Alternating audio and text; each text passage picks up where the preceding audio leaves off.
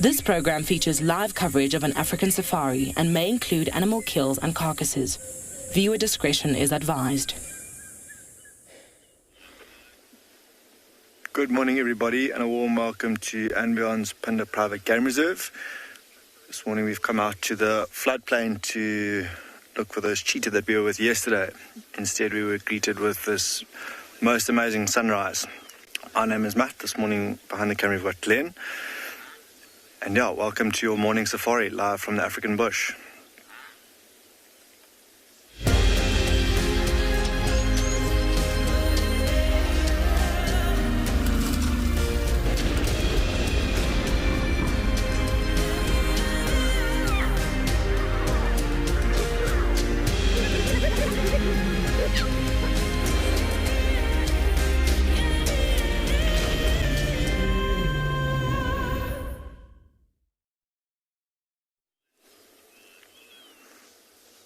Good morning, everybody.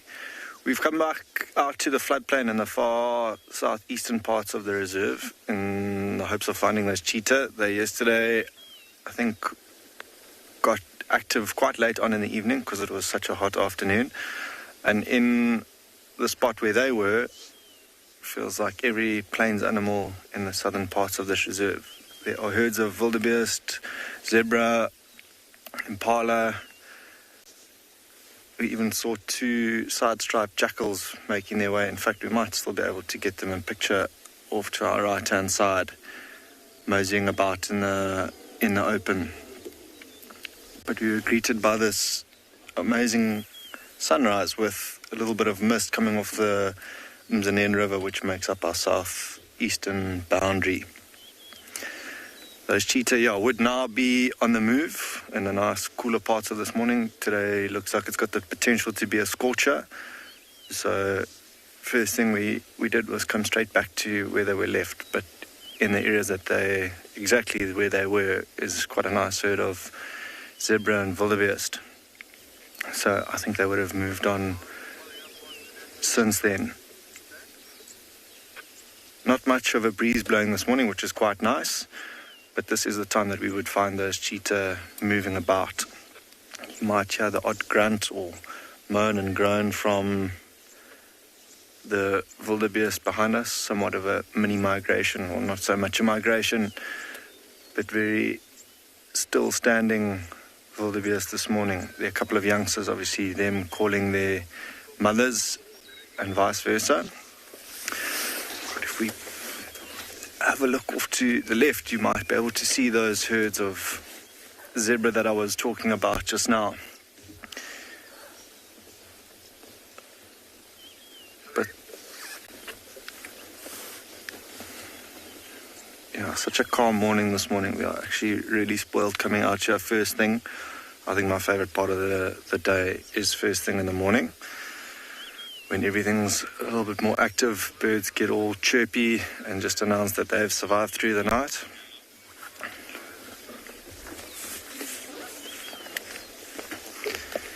But good morning, everybody. My name is Matt, and behind the camera we've got Glenn.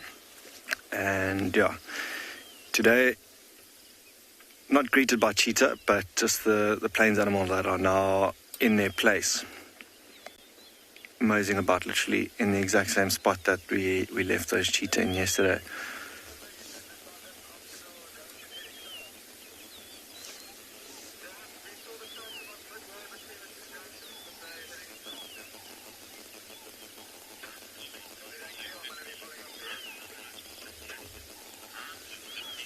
Sir 50, thank you for your comment. Absolutely, that sunrise was spectacular, and we spoiled waking up at Mountain Lodge Phinda every morning facing east. You can see most mornings, if it's not overcast, that sun poking its head on the other side of the coastal sand dune to greet us every morning. So we really are spoiled, and already now for 5:30 in the morning, that temperature's starting to rise, and I think it's going to do that all morning. So if we're hoping to find those cheetah at least up and active now, we would have to find them relatively soon, because once it starts warming up too much, they'll disappear into a spot like they were yesterday and just rest for the heat of the day. Everyone's sort of spread out far and wide this morning to look for that leopard, look for lions, us with the cheetah. I might just carry on driving around the floodplain to see if we don't find any signs of them. But we're going to head off to Ngala and see what they've got this morning.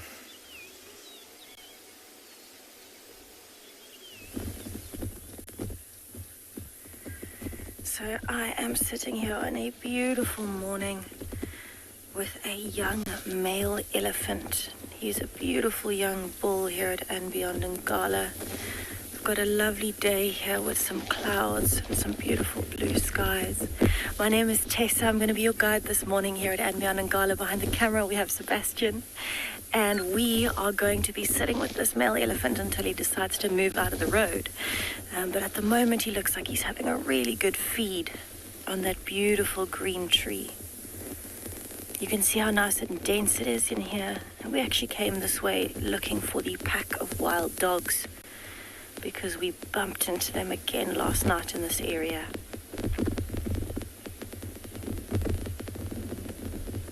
He's quite a stunning young bull. He does have decent tusks, actually, considering that a lot of elephants tend to have smaller tusks in the current time that we're in. And you can see how easily he camouflages. He's completely gone. But all he is he's just on the right-hand side of the road at the moment. He's probably going to be walking into those thickets and carrying on through there looking for some more food. I mean, that's what elephants do majority of the day, is look for food and eat for 23 hours of the day. Sometimes I feel like I do the same.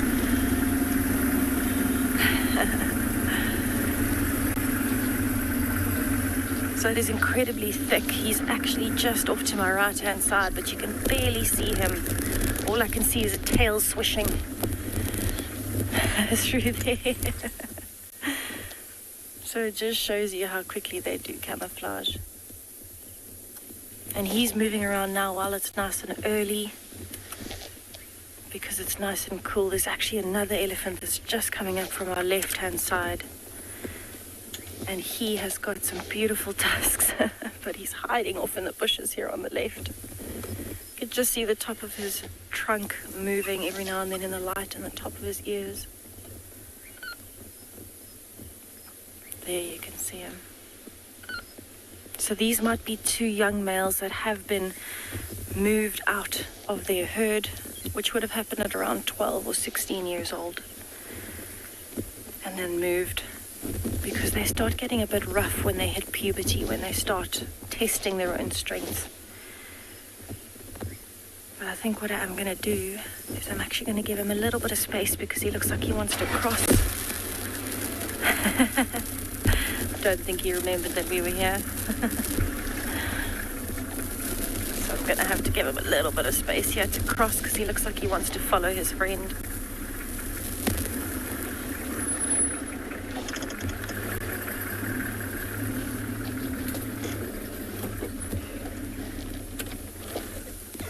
It is a really, really nice, cool morning for them to be moving. This one is actually eating more grass than leaves. The other elephant was eating majority leaves from that spike-thorn tree. He's got slightly smaller tusks, but you can see how he's thrashing that grass around before he puts it into his mouth. And for elephants, it's actually really, really good at this time of the year, because they have so much food available. Natasha, elephant bulls can get up to around 6 tons, 6,000 kilograms. And that is actually fairly large. So female elephants will get to maybe 4.5 to 5,000 kilograms. I think the largest on record, though, was actually closer to 11 tons, 11,000 kilograms.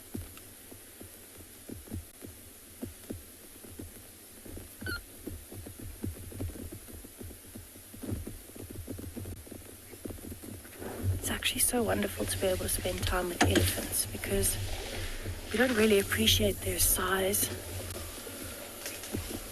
until you actually see them. But what always amazes me is, yes, you can hear it feeding, you can hear the bushes moving when he is feeding. You can't actually hear him walking. Another one just tried to steal food out of its mouth.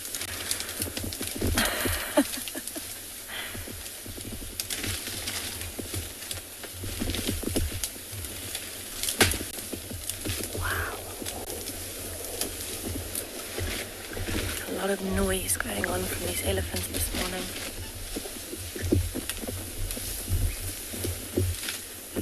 And already flapping those ears a little bit, not consistently, but enough just to start getting that blood cooling down. It isn't hot here this morning. I was actually just about to put on my fleece jacket because it is still a little bit cold. But those ears are flapping a little bit, trying to get him cool already, almost trying to get a head start. And he's got quite a few flecks of mud on him. He's clearly had a bit of a mud bath at some point where he tried to splash his ears.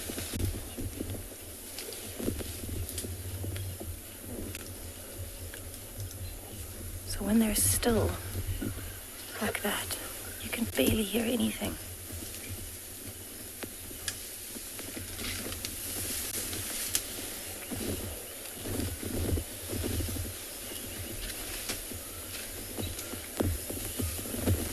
He's scratching himself on the tree.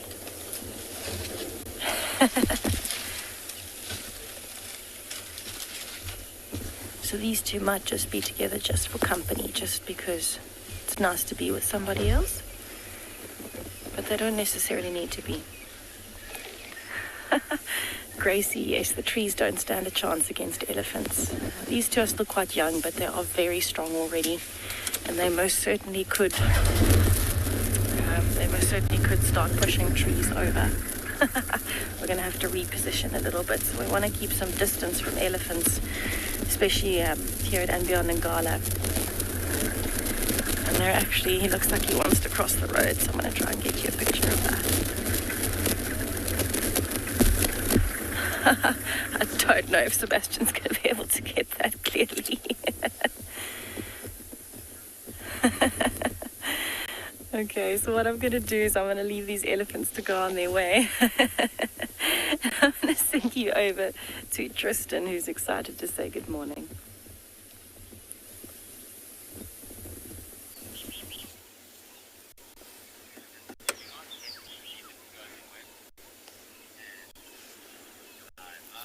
Well, good morning everybody and welcome to Djuma. As Tess has already started with Ellie's, we've at least managed to find hyenas at the den today, which is good. I was pretty hopeful as soon as we came in because the tracks were all over the place again, up and down the access roads, which haven't been here for the last couple of days, which maybe meant that they were busy with something else. Sometimes hyenas find other things to do and the den can be quiet for a couple of days. It was just worrying because there wasn't any tracks to speak of, but as you can see, there's hyenas lying all over the place and chewing the cars already, as is pretty typical at the den. My name's Tristan on camera, I've got him Paul, and like I said, it's a warm welcome to Djuma. That we've managed to catch up with these guys. I was kind of, as we were driving in, thinking that we might not have much luck because we came across Corky leaving. She's kind of left and is walking away, so I thought, well, maybe if she's left, there's not going to be anybody at home. Two that are playing on the other side, having a big game. I can't see who it is. I wonder if it's not going to be worth going that side. Also, I've got two in the front, two nonsenses that are busy chewing the car. I can feel it on the front of the vehicle. They don't even go anymore. They used to move if you turn the ignition, because the ignition starts the fuel pump, and the fuel pump sound. What are you doing? Yes, you guys have become naughty, haven't you? You figured out that cars are entertaining. Okay, but you're not allowed to put your head there. Nope. Come. So the one's got its head. I don't mind them if they come and sniff tires and things, but the one habit that we never want hyenas to get into is putting their noses where our kind of feet go, and in the sort of footwell of the car. And so I always just try and kind of keep them from doing that. Like I say, at the moment I've got 2 rubbishes that are trying to do that, and every now and then you just got to make sure that they understand that that's not a place that they're allowed to put their heads in. Now, the reason why is because at little cubs like this, it's cute and it's funny and it's, people enjoy the fact that they're kind of close. No, hey, no. You're not allowed to eat the tires, stop it. But when it comes to them being bigger and being adults, if they start to kind of put their heads into your footwell and start to kind of play and pull on your shoes and things like that, that's only going to lead to issues and to something that can be potentially dangerous. So always try and discourage that kind of behavior as much as possible. All right, we'll switch over at the den. Hopefully the little ones will actually move away from the car so that you can see them. And in the meantime, they'll send you back across to Phinda.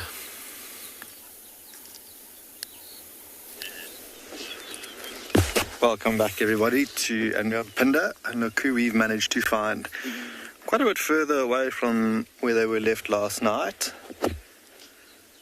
But these 5 cheetah, an incredible story of the 5 of them. And Archer and the floodplain, what an absolutely exquisite view.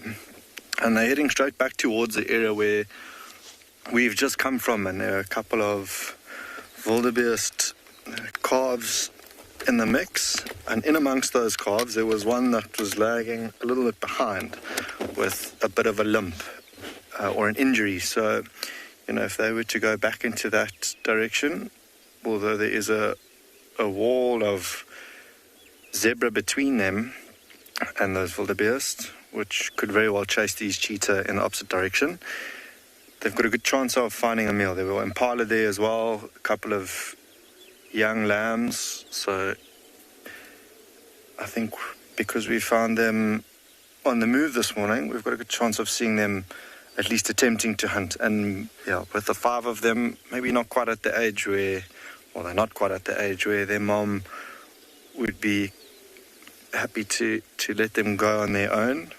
They would still be with their mom for the next year, maybe 14 months before they were fully independent. But this almost looks like something out of the Serengeti, with the 5 of them making their way through this open area. And I've only ever seen pictures of this many together with coalitions. I think there's a coalition of those 5 males in East Africa.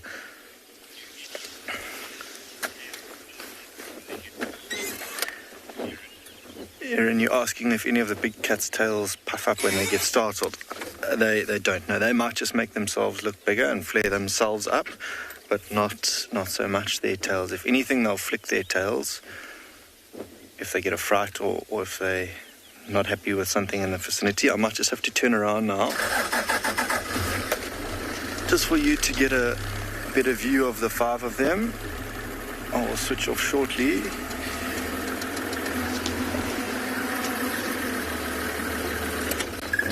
And I'm glad we caught them when we did, because the area that they're moving into is quite thick, and I don't think we'd be able to follow them where they're going if they do carry on straight up and across the road. But we'll see now where they go. Beyond them is that herd of zebra that I was talking about, and with those zebra were the impala.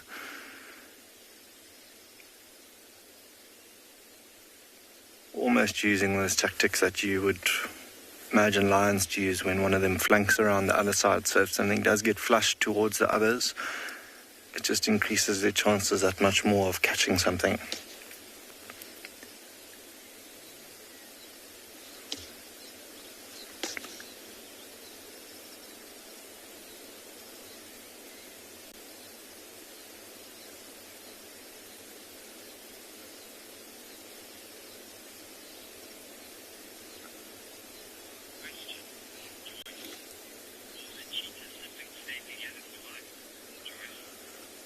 Joyce, you're asking if these cheetah siblings will stay together for life? Indeed they will. At least the males in this litter will stick together. I think there are 3 males and 2 females. So the 3 males will stick together for life. They'll form a coalition just because they're stronger in numbers. And then the females might when they reach independence at around 2 years old, might just stick together as well for a couple of months before they eventually go their own way and look to start a litter of their own. So not all of them will stick together, Joyce, but yeah, at least the males in this litter will stick together. Just going to creep slightly further forward because they are now walking away from us and out of view. And now you might be able to see where that one is on the far left-hand side. Just beyond that is where the... I'm getting tangled up here. Is where that herd of zebra are.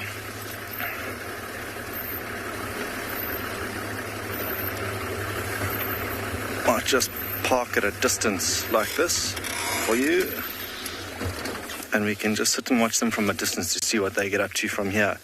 Obviously don't want to get in the way of their hunt this morning.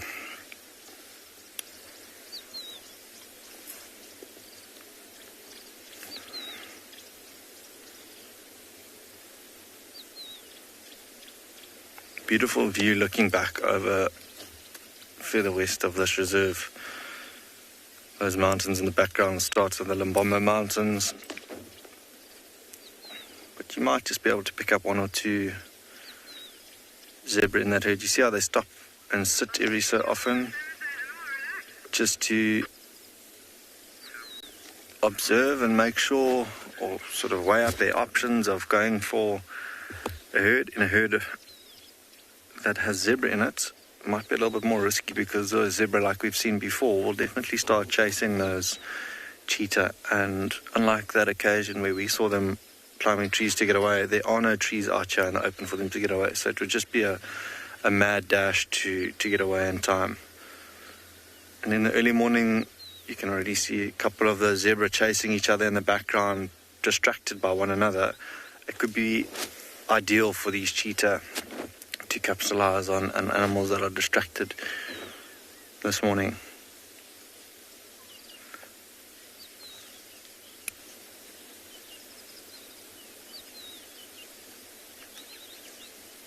But they are heading straight back towards that big herd of zebra. We saw quite a few impala there as well as some warthog. So really anything can happen, and even in an area like this, something could flash as something as small as a scrub hare, and you might see the five of them sprint off and try and catch it. I'm going to have to creep further forward. They are moving quite quickly this morning.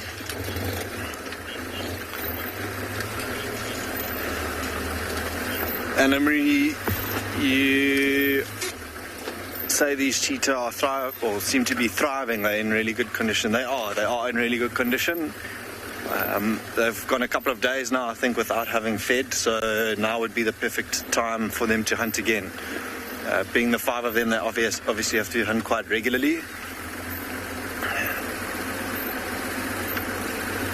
But they indeed are thriving, and for them to, not only survive for so long, but we're going to head across to see what Steve's got this morning. Good morning, everybody, and welcome on board. Welcome on board our vehicle. We are just on the southern section of Buffelshoek, an area called Sydney's Dam, where the Talamati Pride has been found. They're all over the place here at the moment. Hello, everybody. My name is Steve, joined by Theo Tainment on camera. We are very excited to have you with us. A bit of a disappointing morning for a male impala who is being eaten over there. The whole Talamati Pride, it seems, is nearby, and there were at least 3, maybe 4 hyena that came into this area. They probably heard the commotion. I heard them making lots of noises this morning. And buffalo herd came through Sydney's Dam last night onto Djuma. I tracked them just now. They've gone over to Arathusa side. And normally we have the lions following the buffalo, and it's definitely the case because they follow them up until the water. And then an unsuspecting male impala got caught by those 2 lionesses that you see on the left of the screen. One's busy eating the head and not sharing with anybody else. But some of these lions are very interested in the hyenas that are hanging around. Eternal enemies, they call them. But the pride is, there it goes. He's got something. What did you get? Who is that? It's a hyena. Legging it across the damn wall with some scraps.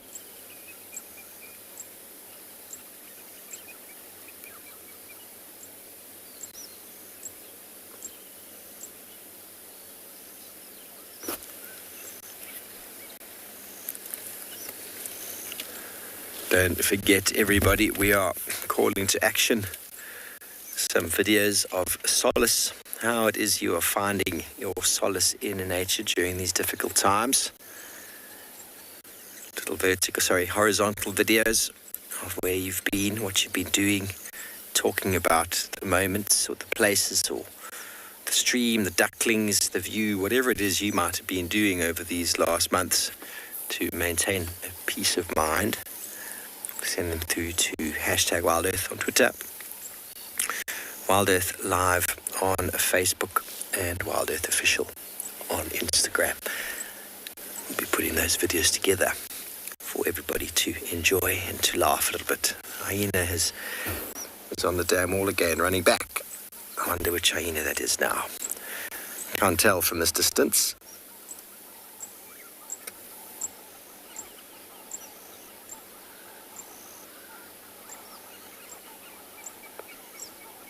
JC, what a good start. You never know what you're going to find out and about. One of the landowners, because we were tracking the buffalo, and he said he's got some lion tracks coming in from Manuleti, but he's not sure how fresh they are. I said, I'll just see where these buffalo go and I'll come give you a hand. And then he said, I found the lions. So we made a joke on the radio that I'm guessing those tracks were pretty fresh. And indeed, they were very fresh. As we know. Look at that. Now, hyenas will only go as close to the lions as they feel comfortable doing so. The lions, all they want to do is catch them. They just want to catch them. They've got lions all over the place looking at those hyenas from a distance with disdain.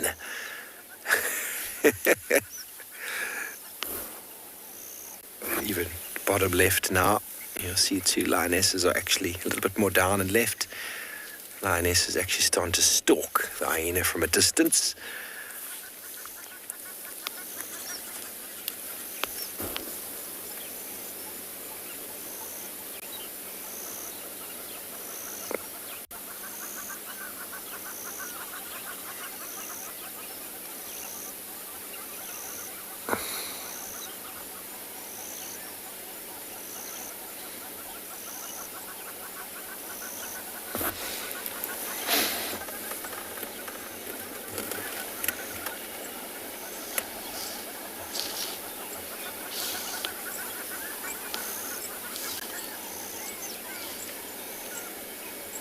Sorry, we can't go any closer than we are right now, but we were struggling with signal right there where the hyena was.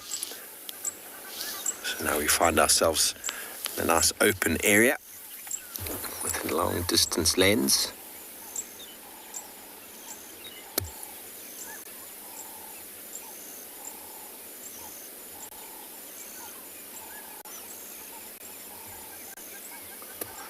Adrian, that's a very good question. Now, predators will catch other predators and kill them due to the competitive sort of nature between them.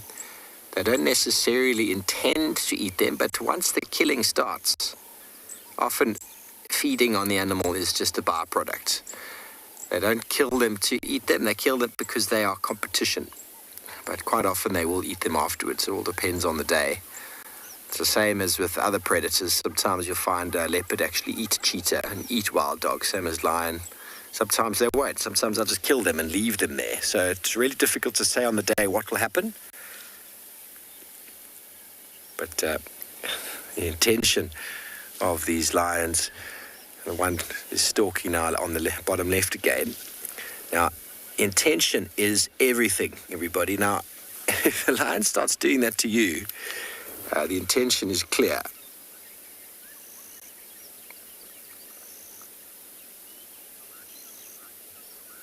The hyenas are very wily and very quick. They're often able to get away easily. And I've always found here in the Sabi Sands, the hyenas have got no confidence when it comes to the lions. The lions here just have no respect for the hyenas, and they chase them whenever they get the chance. Bearing in mind, everybody, the hyenas are a huge threat to the lions as well, not necessarily to a pride like this, but to their cubs most certainly. We all saw what happened with Shadulu a little while ago with hyenas.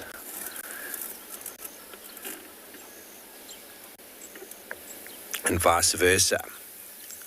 Lions will kill hyena and their cubs whenever the opportunity presents itself.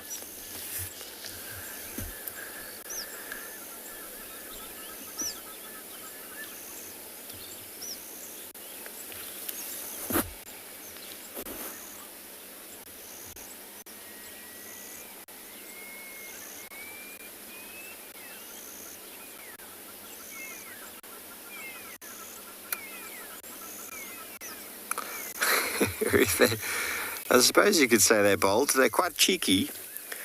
They just know that they're a little bit quicker over the long distance. And this is how their tenacity, it's how they survive, eking out scraps from predators. But they know they're playing a very, very interesting game. There's a sort of distance that they'll be willing to come towards the lions, but you can see he's not really trying to get. See, just in the foreground of that hyena, there's the two lionesses in the grass, and one's still busy eating an impala skull. There's not much to be left, not much left behind, so the hyenas really are chancing their luck for some tidbits. But it is the way, and I wouldn't be surprised if one of these lionesses has enough and charges him in a moment.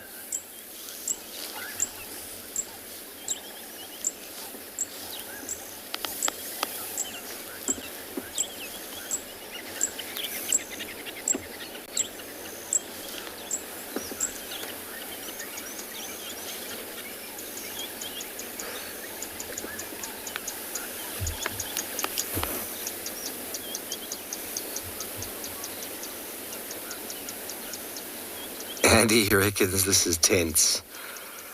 Oh, Andy, I mean, there's a bit of a standoff here, but there's really not too much going on. It's really tense when, what I think happened last night, or the night before, that Shimungwe female that we saw with her little cub, they made a kill somewhere in this area, and the hyenas stole it from her. That would have been tense, because the guys found the hyenas full and cackling and full of noise and covered in blood.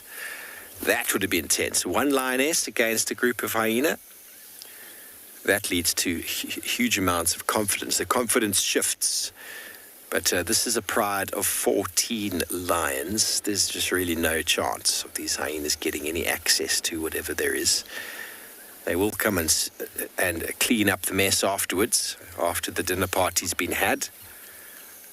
You can see how excited they are. Their tail up in the air. They know that there's things going. Oh, you've got a leg. Where did you get that from? Goodness me. Oh, you sold your dummy there, Theo. Hyena sidestepped. So the hyenas are now excited. Their tails are up.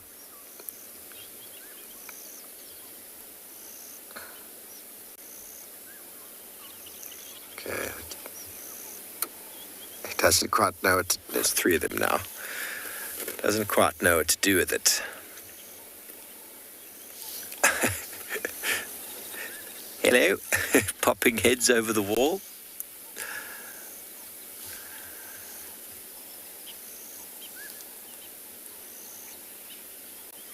There was a pretty decent grown male impala by the horns, so possibly the leg bone that hyena was running off with there was just a bit too ossified and too strong for the lions to have fully chewed. Oh, he's going to go. Is that a young boy? Who's that? Yeah, got a bit of a belly. She's had enough. She's going to sneak up on it now. Try and cut them off on the damn wall and show them who's boss. Here we go. Watch out, everybody. The hyena's just above the lip there. A little bit more on the right, you'll see a hyena feeding. It's between those two trees. Now, the hyena is aware. It's aware, but doesn't mean the lion won't try. Look at the stalk in motion. And the other hyenas won't warn her. As soon as that hyena spots that lion, it will bolt. But I don't think it's spotted it yet. Oopsie.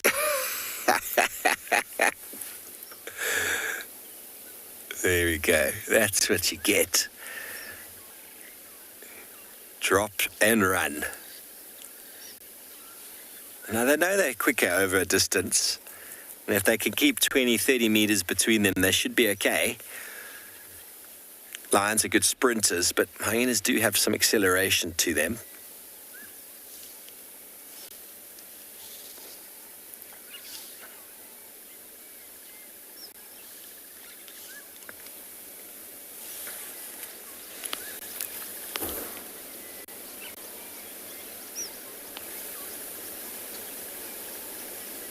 And this is a battle that's gone on for eons, everybody. And the tables can shift. Like I said, when the hyenas outnumber the lions, it becomes a very different story. I once saw a big male lion fending off 30-odd hyena. I wouldn't say it was effortless, but the hyena were very reluctant to get too close. He was just turning in circles and growling and snarling and swatting. And none of them were really brave enough to go in. Not like wild dogs who coordinate their movement. Not that wild dogs would have any effort or attempt to mess with lions, but wild dogs coordinate their assaults. Whereas hyena, there's an enormous amount of selfishness in amongst them. As we saw last year or whenever it was with the wild dogs and hyenas at Cheetah, when wild dogs killed a baby waterbuck. I don't know if you remember. And Saka kept going in, chasing the dogs off. And then as he got chased off by the dogs, another hyena would come in to try and steal what he wasn't able to get. If they just banded together as a team, they would have outcompeted those dogs. But the dogs definitely won on that day.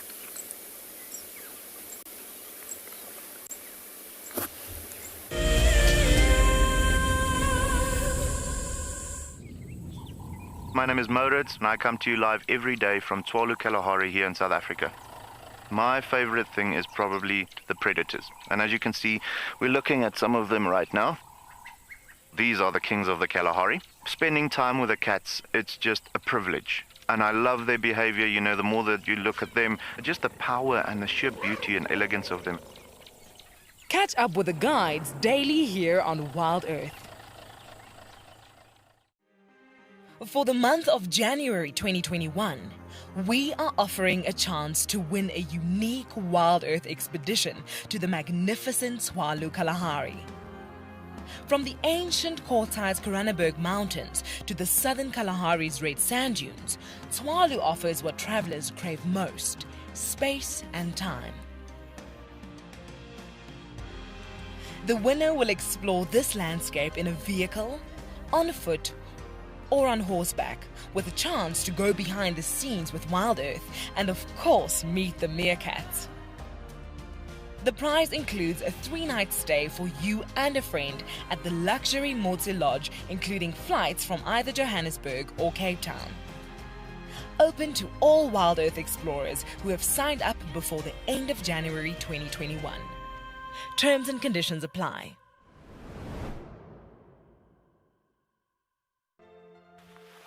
We have a baby pangolin, This is off the charts.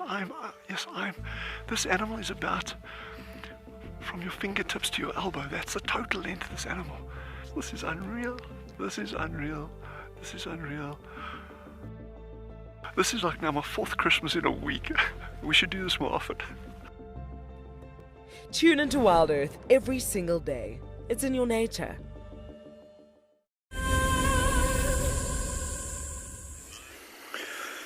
Welcome back to Phinda, everybody. Where now, quite interestingly, those cheetah have stopped. They were walking with some serious intent towards this vicinity where those impala were. Just a herd of zebra, that we've got here in front of us, with one smallish foal, or two of them in fact. But it is now quite a bit warmer than when I said 5:30. The temperature was starting to rise. It is extremely hot now already. Yeah, those cheetah that we could see sitting up are now lying down, which to me tells me that they're not that interested in hunting the zebra, or at least the foals. But I think that would be a case of the hunter becoming, maybe not the hunted, but certainly the chased by zebra if they were to attempt to catch this young zebra foal in front of us. You can only just see the head of one of the cheetah on the right. In fact, they're close to that lala palm are two of them that are now sitting down very close to that lala palm in the shade of it, so quite well hidden there. Zebra haven't sounded the alarm just yet, so I don't think they are aware that there are 5 cheetah in the vicinity. But they do keep looking there, and that's maybe because there's another vehicle that's just moved around to where the cheetah are to see what that vehicle's up to.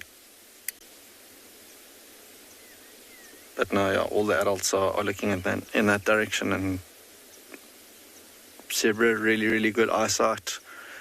All 3 of their senses are actually really good, so I wouldn't be surprised if they are now aware, and if they are, they'd maybe walk up to those cheetah and chase those cheetah away. Now one of them is on the right-hand side sitting up, the cheetah on the very far right-hand side sitting up.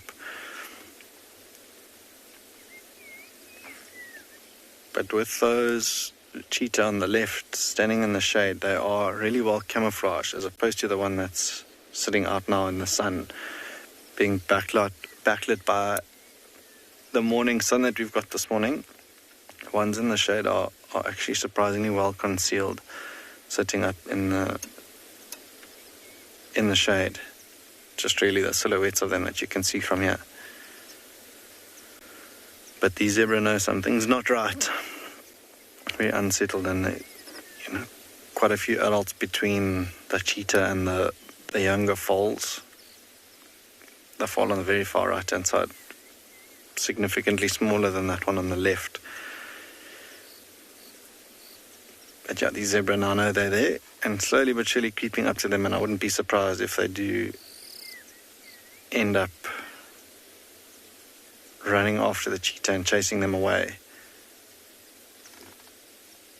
I no longer see those impala that were around earlier, which would offer a better opportunity for these cheetah to hunt this morning.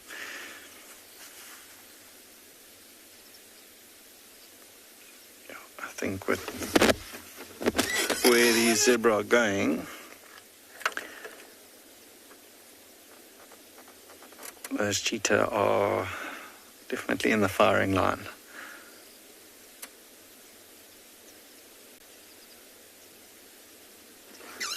I'm not going to go anywhere, just in case someone does decide to chase someone. I wouldn't want that to be my influence, so we'll just sit here and see what happens.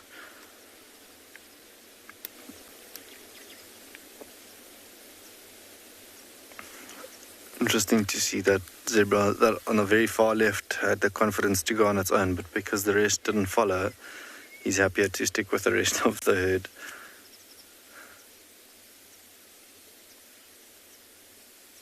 That one now literally walking directly towards those cheetah.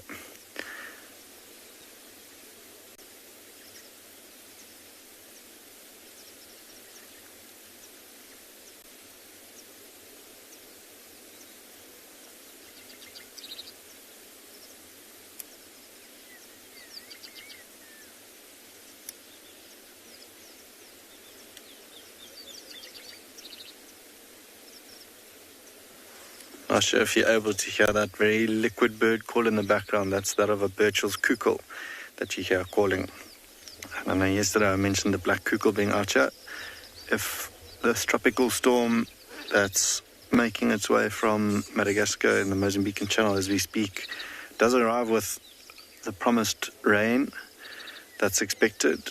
This area that we're in now, probably wouldn't be able to park here if we got the rain that is expected. This entire floodplain would be full of water, and that's when we got a really good chance of seeing the black kukul out here, which is a really special bird. But there you hear its cousin, the Burchell's kukul, calling in the background. Maybe now that these zebra are slowly walking one by one past these cheetah, you might find if there's a bit of a gap between an adult and one of the youngsters, that's when they'd look to chase. But now you've got 3 adults that have walked further left, and then the ones with the foals are off to the right-hand side. So now they all are off to the right-hand side. Sometimes you might see the cheetah chase the zebra, and then the zebra end up chasing the cheetah, but I'm not too sure that's going to happen this morning, although that... Yeah, I'm just going to sit it out and wait and see what happens. Yeah, but we're going to send you off to Twalu.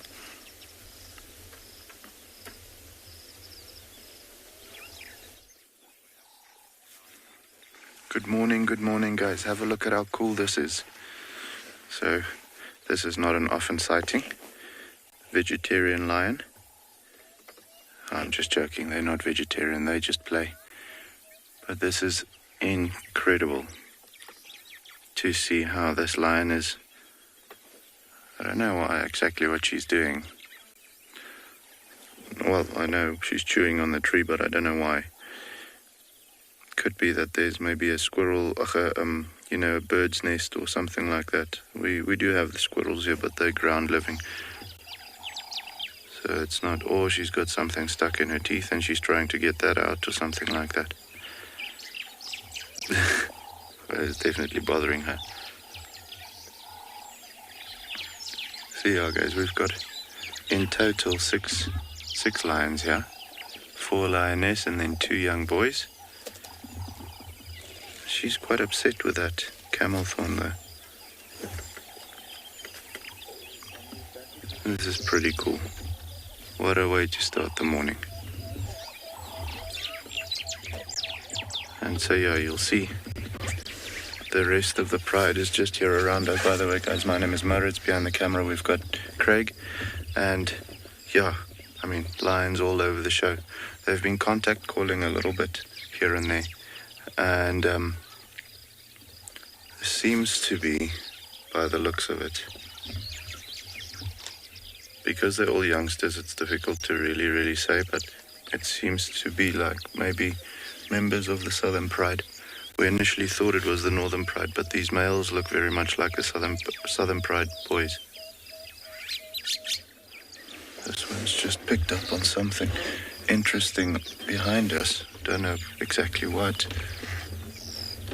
See that female, she's paying very close attention to whatever's going on.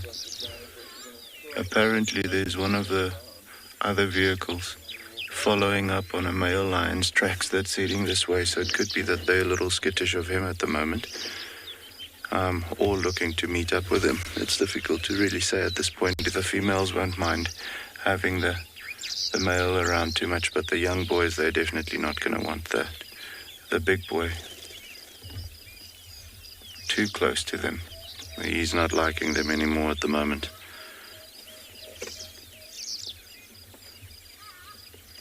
But yeah, this is epic. Having the sunrise and lions, and it's just crazy. Errol, you're absolutely right. This is a lovely scene. Now, the one female lion is looking to come down the tree, and the others decided, no, but we're gonna then start playing with you guys. I'm gonna quickly just go around and see if we can get a better shot of them like that, because this is quite cool.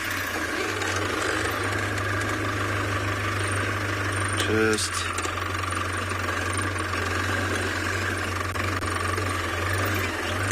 tell me when, Craig. More.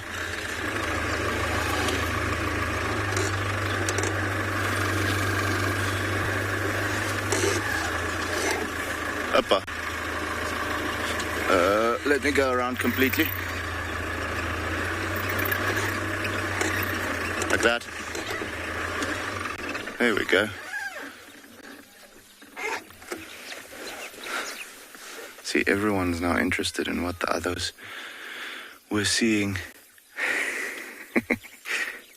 Yeah, this must be the southern pride, guys. That female there, there's a female there by the vehicle, also showing a lot of interest in the vehicle itself, also, and that's typical of them. Well, this is just crazy.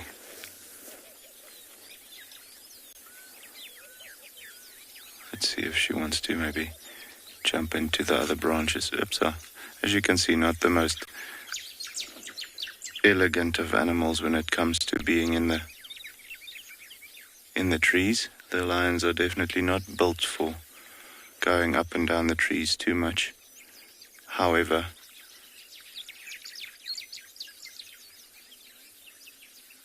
they do occasionally do so. Ipsa giving us a little look.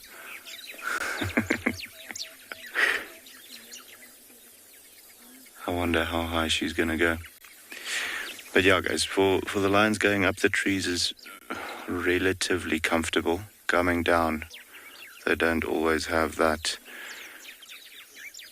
elegance or poise that a leopard has, because they don't have that locking mechanism in their wrists, which allows them to come down a tree facing forward. If the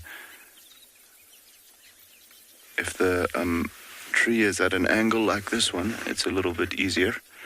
But when I'll move around now again.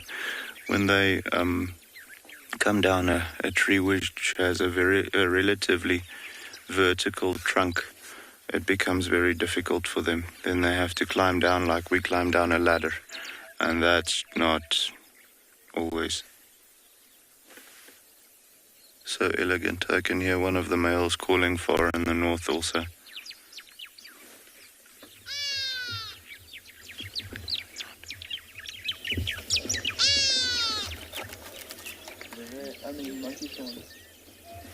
Ja, skilpadpan. Or skilpadpan. Seems like most of the lions are going to head towards the waterhole. I think we might actually head around that way now as well. Go and see what all of them are up to. This female is not going to want to stay in the tree while the rest is going that way. Let's go there and see if they want to show us some drinking behavior or something like that. But yeah, this is very cool. Always nice when the animals work with you. See now, here you can see one of these young boys now walking. See, they're about maybe 2.5 years old at the moment. So not the oldest individuals, but they have been kicked out of the main pride now because the males, well, the females have new cubs now, and the males definitely don't like having competition, even though they're much smaller still than the dominant males at the moment. Let's just do this.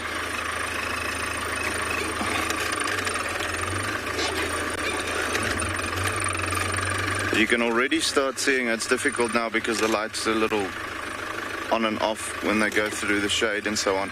But if you look at the mohawk on top of the mane, you can already start seeing that darker coloration which they have on their mane, which will then turn into the black-maned male lions one day when they're the big boys. So when they go static again, we'll zoom in on the manes and you'll see what I mean about that. Let's just see. Let's go around like this. So yeah, guys, we're going to see if they want to go and have a drink. For the meantime, we're going to just reposition. If there's anything that happens, we'll let you know, okay?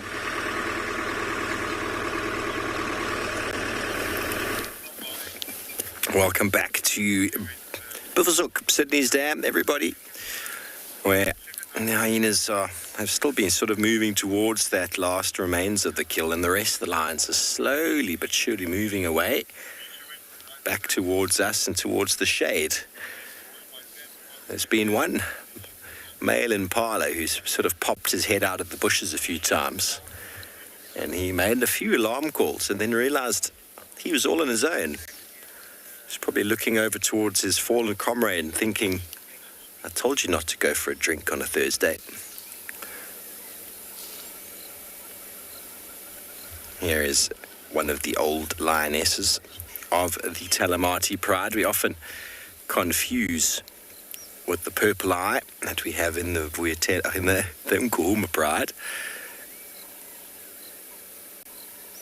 He's also got an injured eye. This is the one that was feeding on the impala skull when we arrived back. She's going to walk behind our car. I do apologize. Maybe we can get a footage of this boy over here. There, he's going to walk in front of us now, which is...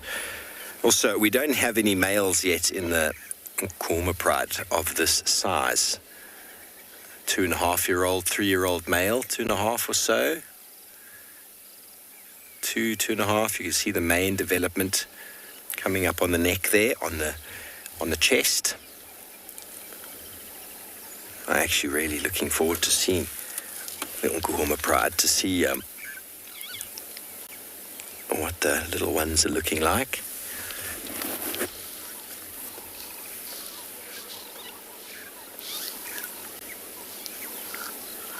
Going to be a head rub in a moment.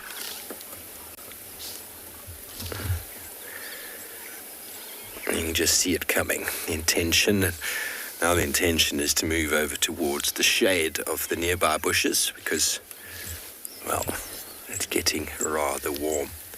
So let me quiet for a moment and maybe you'll all be able to hear a bird that I haven't been able to show you yet on drive. You can hear the zitting cisticula.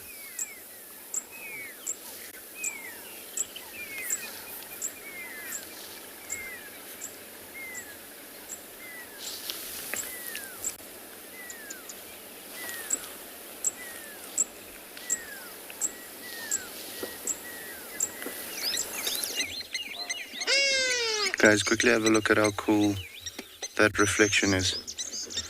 I mean, if it wasn't for the ripples being created by the lion drinking itself, that would be the perfect mirror image. But I mean, just to have it like that is incredible.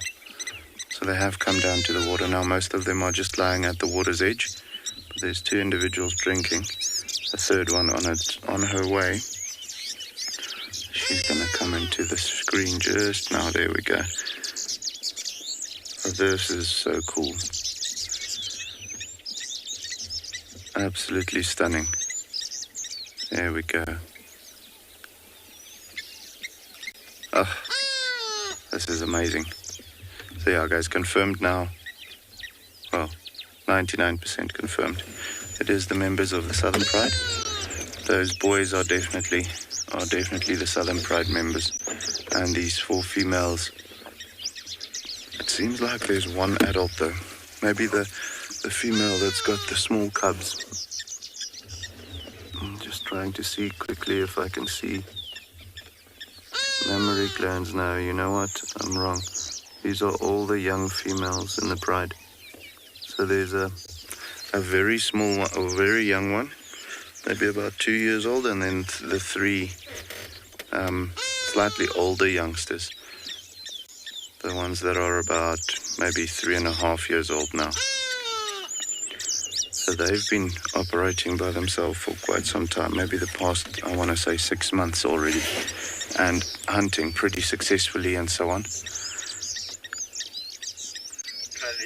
But these other 3 youngsters, the 2 boys and then the 1 young female, they've only been kicked out now over the last, I want to say 3 months after the second litter of cubs were born. I do believe they might be maybe that litter's mom is their mom as well.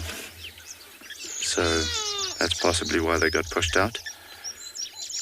Just because she doesn't want them around anymore. With them being younger, they're going to play a little harder or be more cub-like when it comes to playing with the little ones, and they might be a little harsh on them.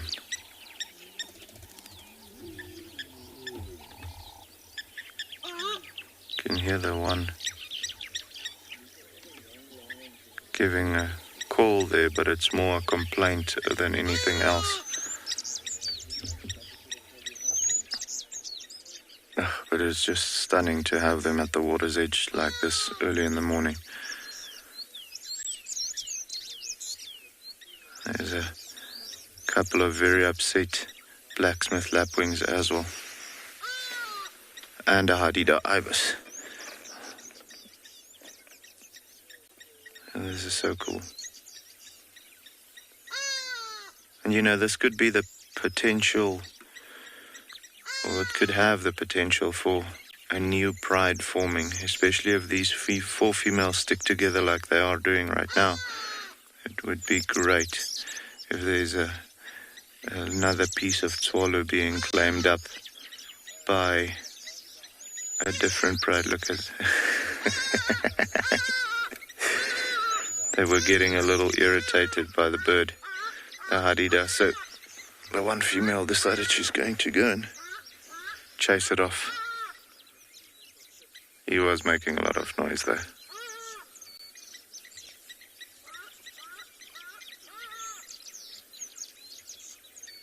I haven't heard that.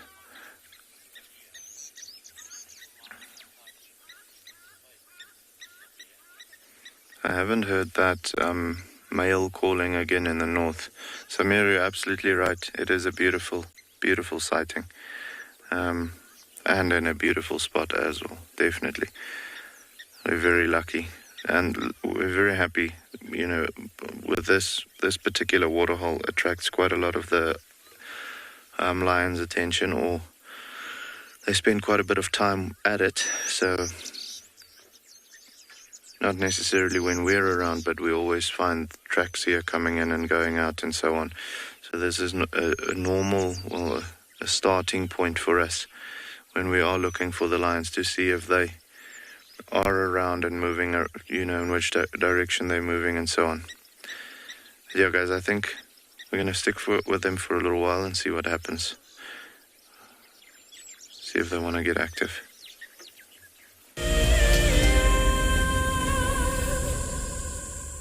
Welcome back, everybody. Well, my lions are all up and moving towards the shade.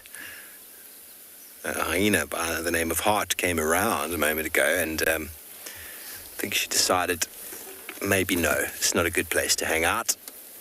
Lions are all too well scattered through the vegetation. We're even finding it hard to know where they all are at the moment. But just as you left us, one young male who's on his way down, he was the last one with the skull of the impala. He just chased a hyena over the dam wall. He's a young boy. Probably not the first time, and it will not be the last time. He shows disdain for his competitor.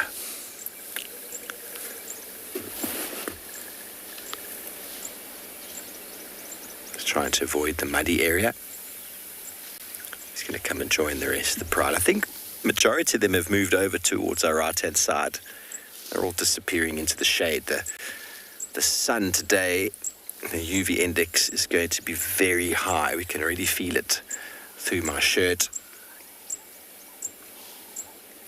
There we go.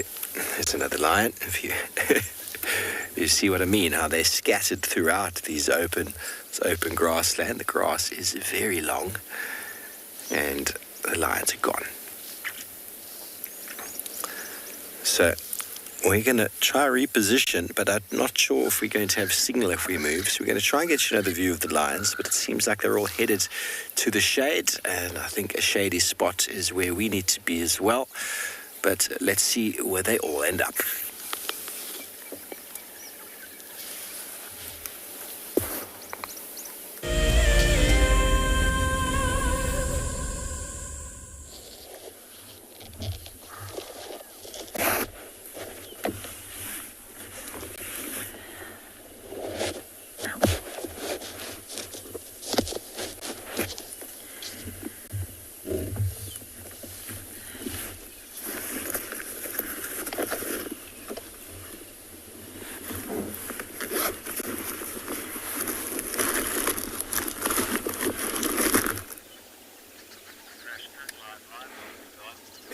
Unfortunately, we had a little tech issue at Ngala, but we're still with the hyenas. The adults have all left now, so Ntima's left, Ndebele's left. We just got the little ones that are, you can see, still milling about. Corky's one's gone inside the den, and we left with Ribbons too. I think it's Ribbons too. They've grown so much since I was last year. The last time I was at the den and saw them out was in December. And it's amazing. They've almost doubled in size since then, it feels like. It's not really the case, but it feels like they've doubled in size. And they're just as naughty as, well, most hyena cubs are at den sites. So curious about anything and everything. They come and always investigate whatever they can. They come and see the vehicle. There's so many cables now that are hanging off of Wendy and Rusty from these guys. I keep wondering why we're seeing cables hanging down, and then I remember we have the hyena den, and it was the exact same thing in the Mara. They're always underneath the cars and around, and you've got to try and kind of persuade them not to, which is always easier said than done. It's not a easy thing to, sorry guys, that's my aerial for my radio, just to make sure it works. Sorry, I'm poor, I'll get rid of that for you. It's easier said than done. Sometimes when you're getting attacked from all sides by mischievous little ones, it can really make life quite tricky in terms of being able to kind of see where everybody is. Sometimes you get one that comes from the one side and another one from the other side, and as much as you try and kind of fend them off, their curiosity and their intelligence and their ability to kind of problem solve means that they like to try and investigate and to see and to try and work out a way that they can kind of get to where they want to and go and test all the things that they want to without you really noticing that they're there, which is pretty interesting. So it's always fun watching hyenas at a den, and they really do, well, den sites particularly, really do break the stigmas that hyenas often have.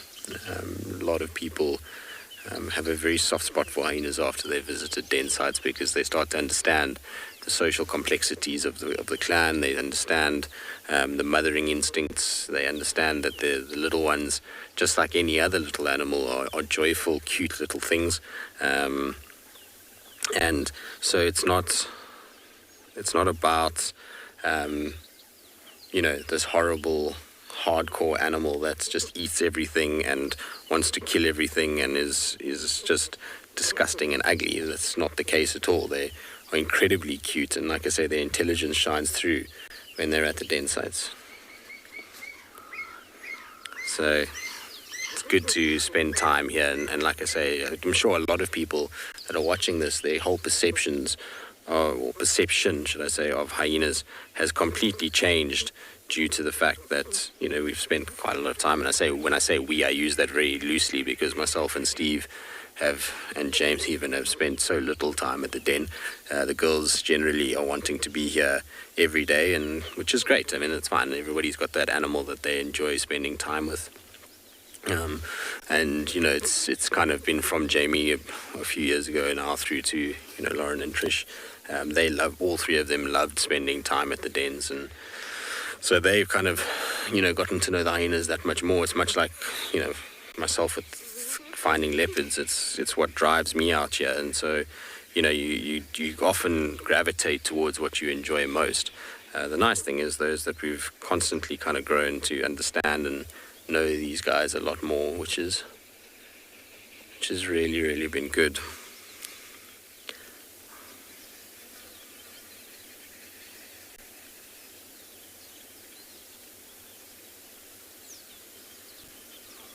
What are you doing? I think they're starting to settle down a little bit for the day. It's starting to get very hot now. You can see they're a little bit more wary of what's going on now that all the adults have left as well. Stuck in bed, like most animals. How far they travel and how big their territories are is all generally to do with density of others.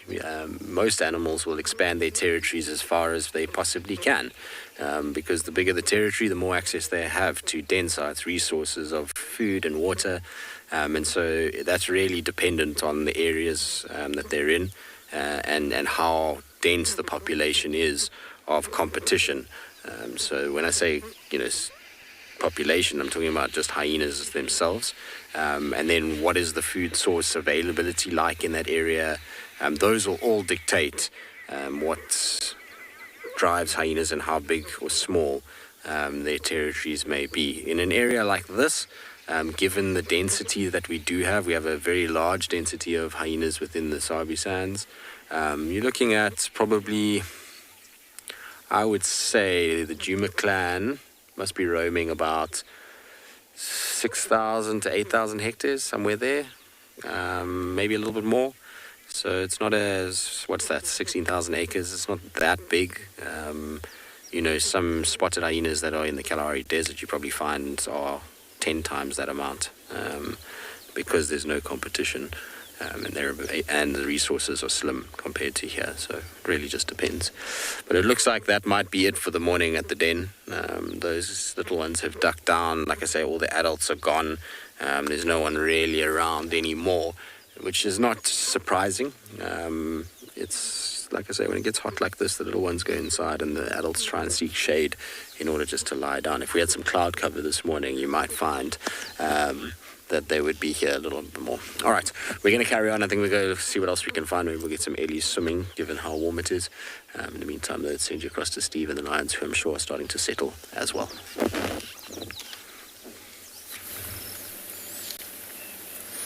Thank you and welcome back to us on Buffelshoek, where one hyena went into the spot where the lions were feeding. It picked up the skull and ran off across the dam wall and away with his prize. Here we've got most of the lions are busy sort of lying up in the shade. Here we do have 3 further down by the water that are still, some of the youngsters are still quite interested in what the hyenas are doing, although they're on the other side of the water from them now. There's one lone hyena that we're not going to look at the moment, who's walked off in the distance, has been sniffing and smelling to see if there's anything he can pick up on.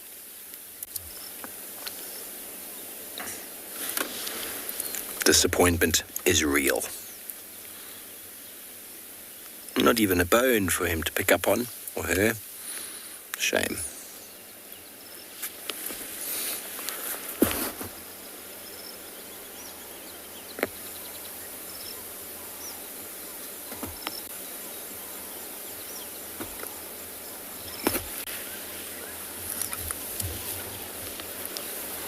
So, not last segment, the segment before, I mentioned a bird.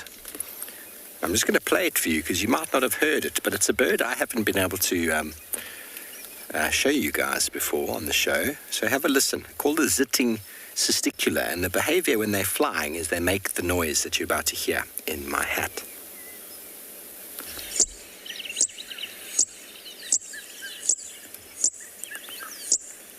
So as they fly and they dip, they do the zit, zit, zit, and someone's decided to call them zitting.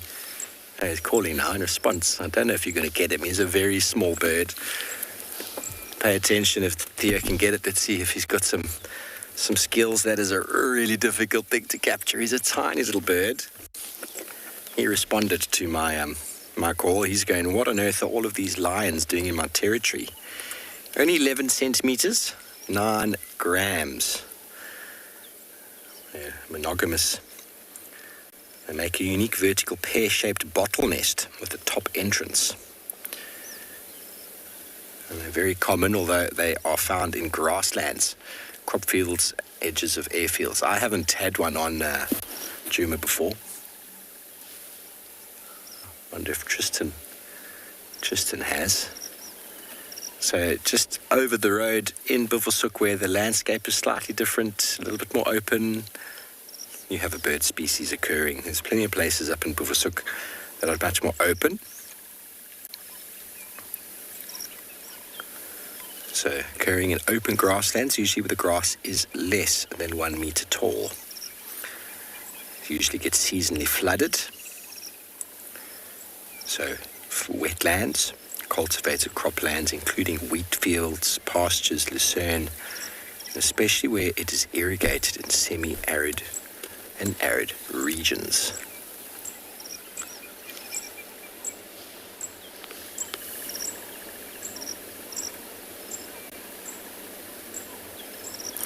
one of those little LBJs that if you saw, you wouldn't be able to identify very easily. But the wonderful thing about many of these LBJs, those of you who might be tuning into the first time hearing me say the words LBJ, meaning little brown jobs. It's a term given to the little brown birds that people encounter that they aren't able to identify. But in the breeding season, it's much easier to identify them because of their calls. Their calls are very, very easy to discern. And the zitting testicular is one of those ones.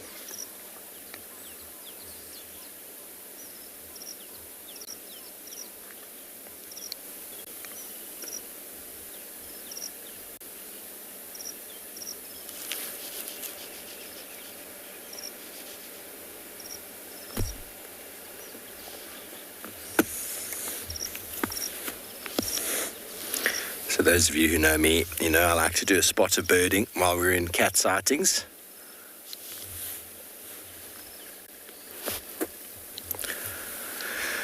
Kurt, you want to know how often lions hunt? They hunt more regularly than we think.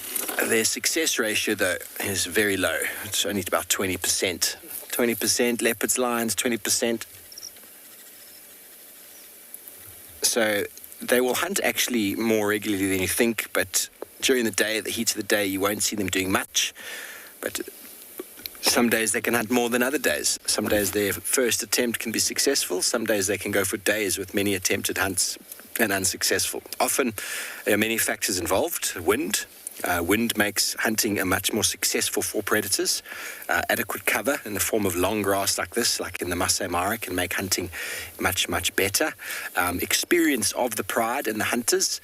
When there's lots of youngsters in the pride, you often have them really messing around and behaving a little bit too a little bit too much, so jumping around and springing up and just giving away the element of surprise.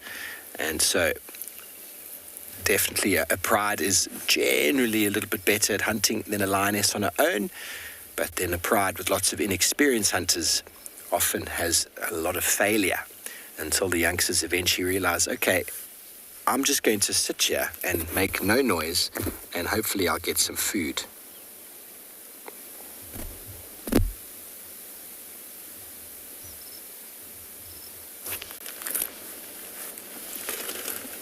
That one was stalking a hyena again. That's decided that it's got a little bit too close for comfort. Everything's trying to catch them today. And off they go. But there was definitely more than one impala eaten because the pride was spread all over the place. And they definitely had, well, a few of them have got little paunchy bellies, which means there's more than one impala has gone in there. So not saying that they all fed right here around this watering hole, but through the night it's possible that they've caught other animals. Enough to sustain them for now, but they are not full by any means. But I think the activity for the day is going to now revert to one like what's happening here in the shade, one of a little bit of grooming and loving and forgiveness for whatever might have taken place in our feeding frenzies, and nothing like a good head and ear lick to tell those you love you are sorry. Well, everybody, we're going to stay here with our lions, see what else they get up to. Meantime, I'll send you over to and beyond Phinda.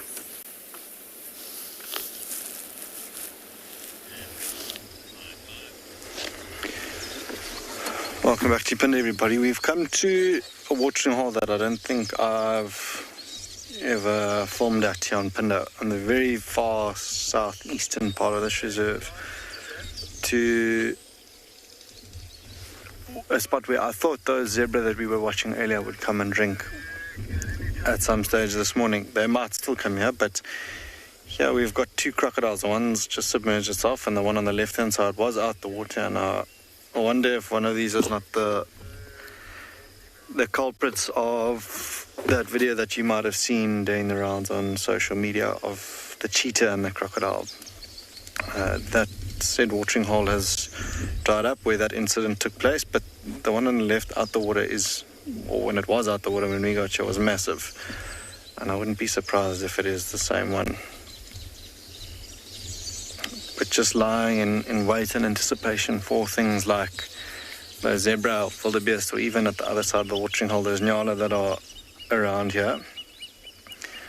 And they wait in spots where hippos get in and out of the water quite regularly. There's like those little gullies. They'll just sit and wait there patiently for things to come their way. These crocodiles, very eerie looking creatures of the water. A couple of water thickneys dotted around the water as well that keep calling. An unmistakable sound for those of you who are sitting at home close to golf courses and the likes. You often hear them calling in the evenings.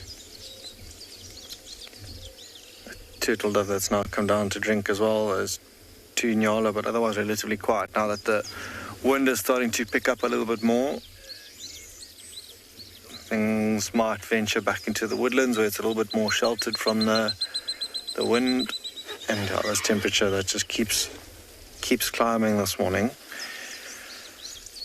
is going to force things to head into areas that are a little bit more sheltered, perhaps drainage lines and spots like this that are a little bit lower down with trees that provide a decent amount of shelter from the sun.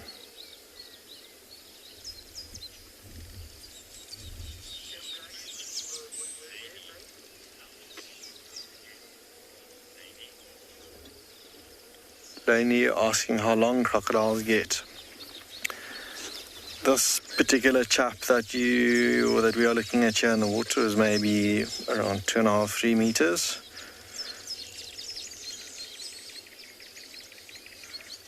But in East Africa, you see those crocodiles of the Mara River, which are massive. I can imagine, reach maybe 4 or 5 meters at most, maybe a little bit more. And that being said, these ones disappear. But Lainey, they do get extremely long. There's a photo, I think, that Marlon du Toit took of a crocodile with looked like an adult zebra's head in its mouth. It was massive. That must have been well over 4 meters long, that crocodile.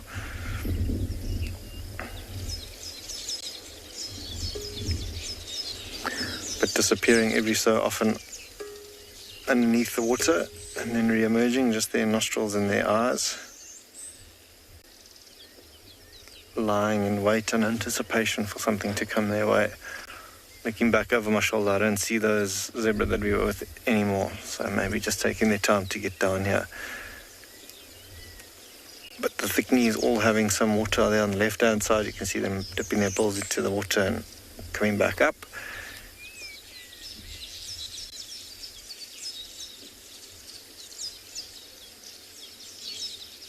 Quite busy on the far side as well with all those weavers, lesser moss weavers that are all building their nests over the water. Might just leave these crocodiles in peace and see what else we can find this morning before it warms up too much.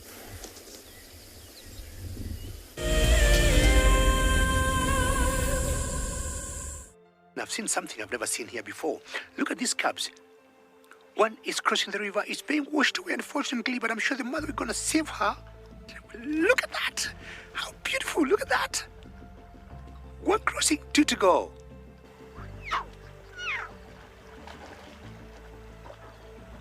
How cool is this?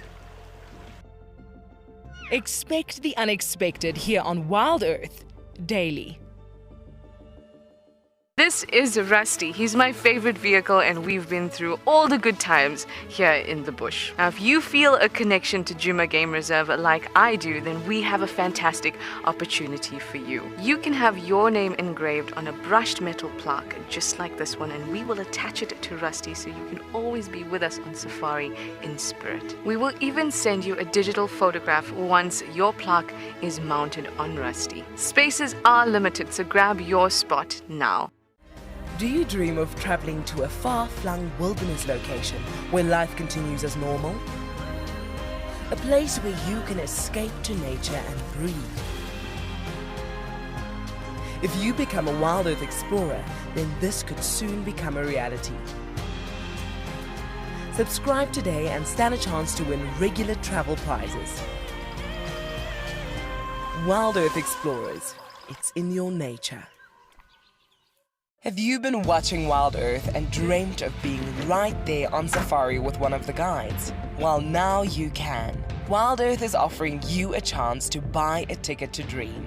You or a friend can hop on board a live Wild Earth show and join our guide on safari. The ticket is redeemable at any of our locations, anytime in the future. Only a limited number of tickets are available, so don't wait. Get your ticket now and start dreaming. Terms and conditions apply. Copy that.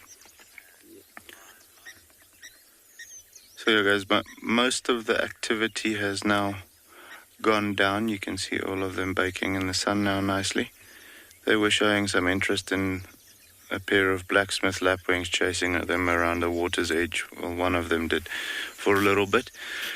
And that male that was vocalizing in the north called again, and these guys responded a little bit. But it is time to become a little lazy now. I do think maybe if there's something that comes towards the water or towards there where they were lying initially, you might find them showing a little bit of interest. But, you know, with them vocalizing Nana or earlier, I don't think there's going to be much activity as far as herbivores is concerned around this waterhole for a little bit. These guys might actually, just as the sun comes out and warms up their bodies, they might move towards a shady spot. But for the time being, they are now just relaxing.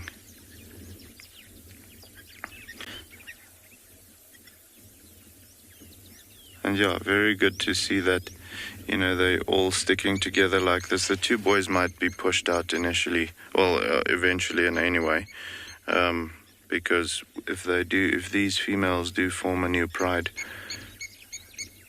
the other big boys are definitely going to be very much interested in them.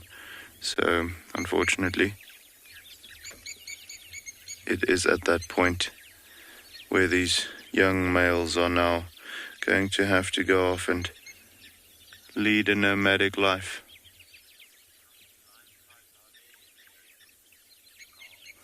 Carl, so established lion prides, we've got two, the northern and the southern pride, and then these guys might form a third one. We'll have to see what the future holds for these four females. They might even join back up with the southern pride again and form a slightly larger one that we have than what we currently have. The southern pride currently is only 3 adult females, and then actually these 4 females as well. So it would be ideal for the 7 of them to actually stick together. You know, hunting and all of those things would be much easier. Having help from 6 other individuals as the leading huntress leads the pride. But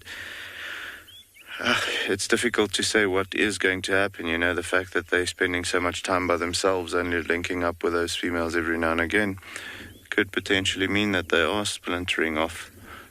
So yeah, currently only the 2 established prides, and lots of promises about a third pride forming, even a fourth maybe, if the sub-adults from the northern pride also splits away and does their own thing. So we'll have to see. There's some exciting times lying ahead, especially with all the cubs also being around, the baby ones now, not these ones. The dynamics might be an interesting thing to keep an eye on now over the next, let's say, a year or so. So we'll have to see. You know, for a pride of lioness to be 7, look at this one, it's going to play.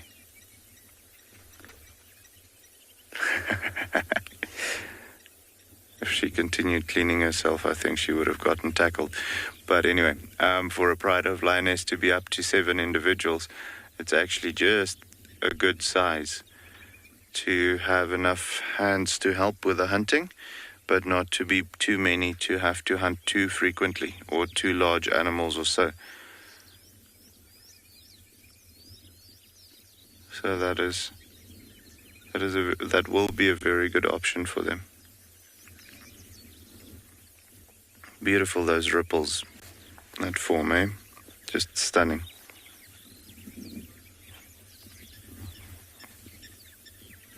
Leash, yeah, absolutely. It is beautiful and green, especially around the waterhole, but actually everywhere at the moment. But around the waterhole, it's just a little bit more vibrant. You know, there's much more moisture available. So with that being the case, you'll find all of these very bright green shrubs and grasses, not so much, but shrubs growing around the water, which makes the color just pop. Very, very beautiful. Also nice that the vegetation is a little lower around the waterhole so that you can actually see the lions at the moment. I mean, if these guys were lying down in the long grass, you'd not be able to see them at this point of the year. So, very lucky to have them in this particular spot.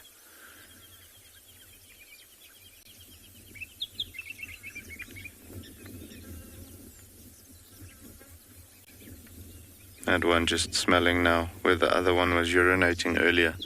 You might see her pulling her face funny. We'll have to see. Not necessarily always the case.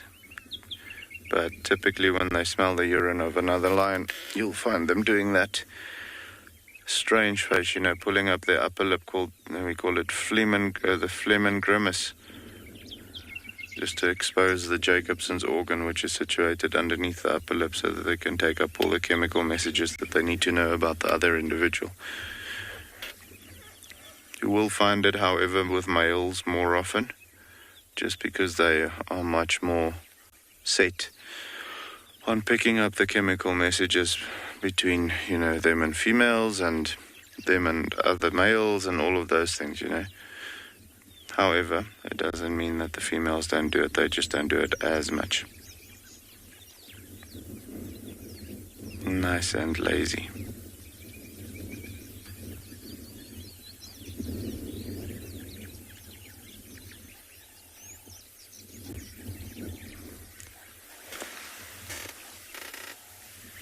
Yeah, I think what we're going to do, guys, the other vehicle went to have a look to see if they can find that male that's vocalizing. But just before these lions were found, we had some tracks for the females with the cubs going in the different direction. So there was a quick play there. So we might actually go and see if they're not up to something at the moment, and then maybe come back a little later on, see what these guys are doing. But for the meantime, we're going to send you over to Phinda, okay?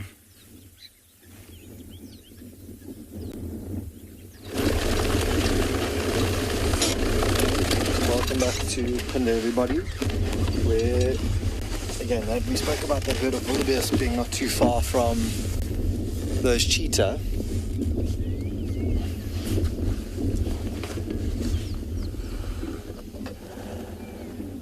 A little bit further away from where we left them in those black cotton soils, that have quite a nice herd of wildebeest actually, with quite a few youngsters out in the open now. We saw a couple of them suckling, and quite interesting to see the youngster actually going down on its knees to suckle from its mother. And you might hear grunts and moans and groans from them as they try and find their respective from their respective parent.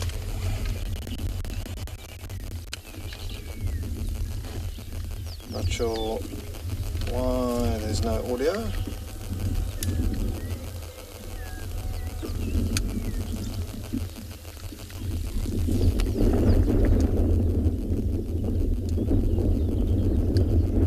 Not sure if that's a little bit better.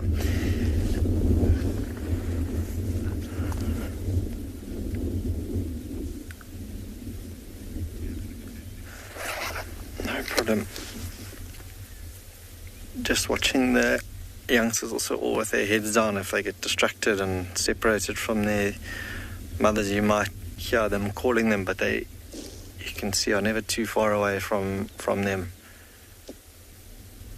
All now different shades of that lighter sort of tawny colour.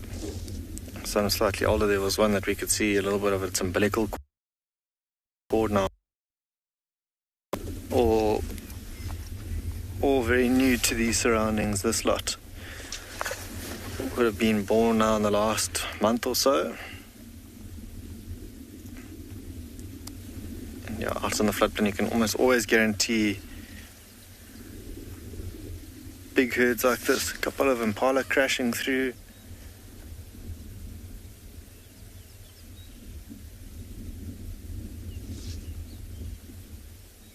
On our right hand side,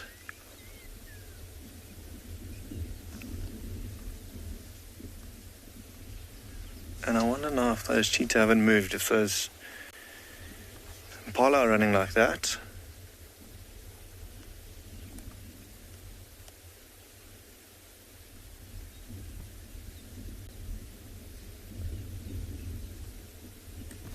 They have to. I'm actually going to carry on.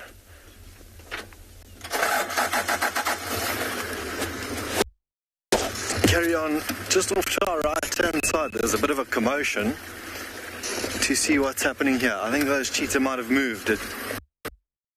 I don't know, maybe they saw an opportunity with those impala, that herd of impala that was now resting in the shade as well.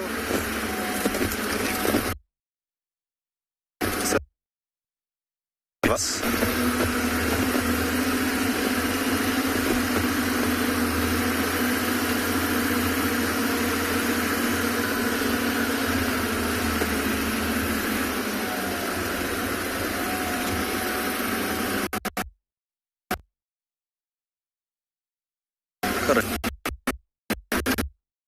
heard one of the other guys where we left those cheetahs, so they could very well have gotten up.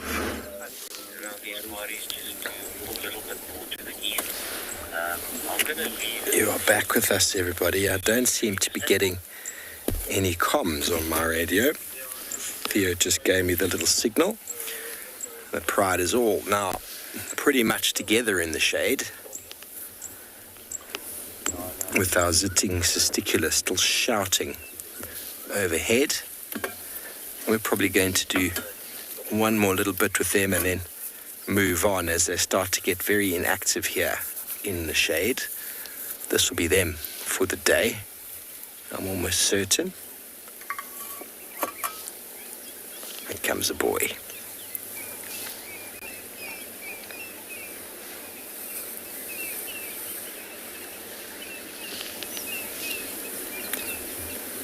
We need to go find some shade ourselves. The sun is starting to get rather warm as this lady. Let's quickly send you over to Phinda. Welcome back, everybody. I was mistaken, though. So these cheetah have moved. And amongst this herd of wildebeest and zebra, there are a couple of foals and wildebeest calves. But the cheetah are sort of scattered all over the place. They're off to the right, runs one of them after a youngster. Out in the open in the distance. Might just have to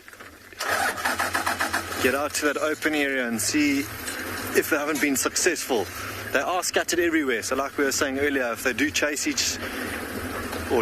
things towards one another, we could very well be in luck here, or they could be successful.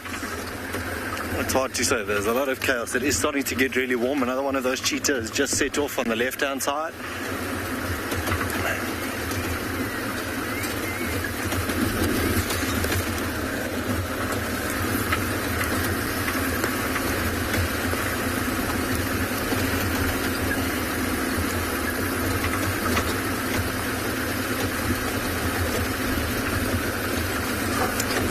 We should soon start to see them.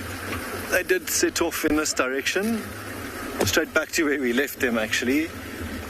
I see one a little bit further behind us.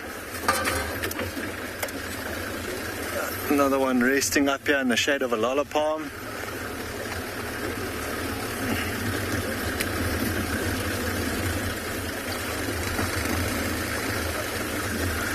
But you might now hear them because they are all separated from one another, contact calling, that very high-pitched whistle that they use to get in contact with one another.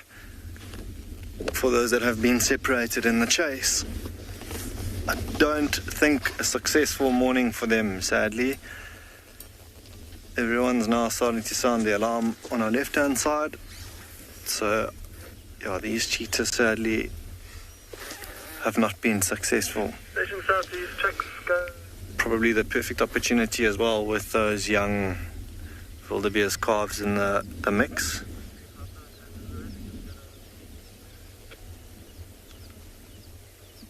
Might just be worth me moving. I don't know if you've got a view of that one or the two further left, but just moving slightly further forward for you to get a view of them lying in the shade of that. There we are.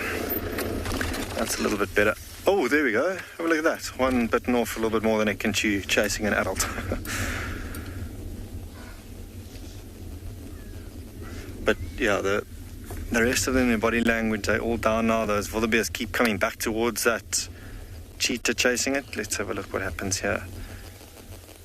Now it's got its head down and it's walking away. I think that's it. And here come the cavalry with the zebra in hot pursuit as well of this lot, and they will chase them all day.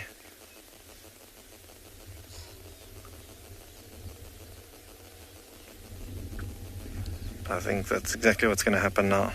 Oh, no.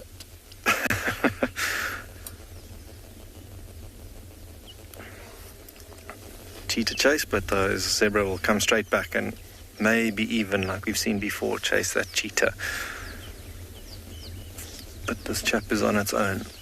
Others are still in the shade of the palm tree.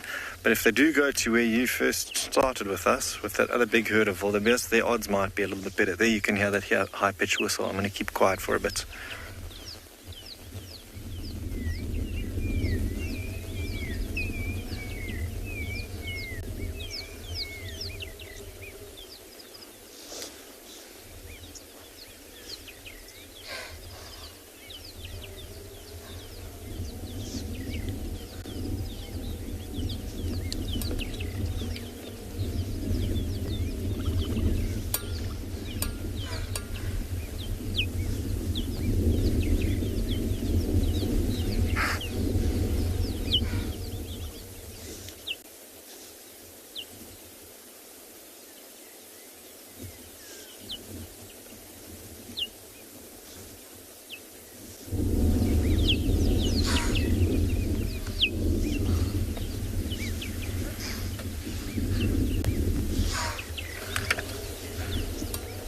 Yeah, you can hear that very high-pitched whistle, and two of its siblings are just further off to the left.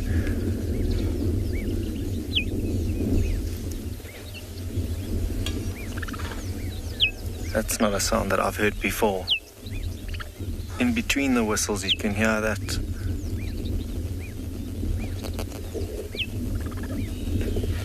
other call. But it should now be able to see the other two.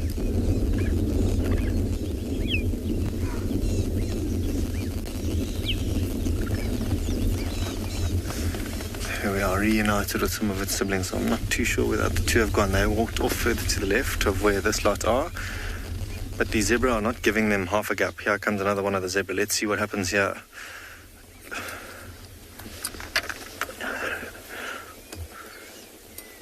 Full of confidence, the three of them, as they walk up to the cheetah.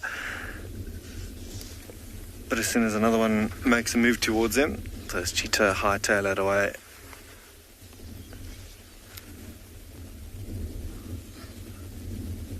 Wildebeest still going berserk in the background, sounding the alarm. And they won't stop until these cheetah are out of sight and out of mind completely.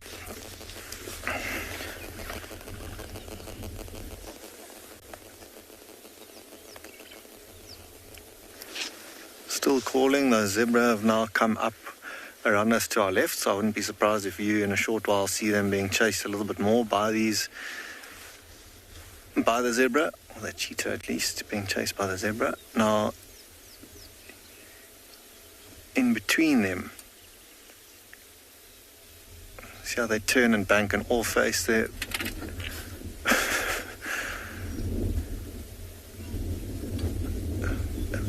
Somewhat of a feeble attempt. You saw how it tried to make itself bigger as well there, that young cheetah. Tried to make itself bigger just to get those zebra to leave it alone.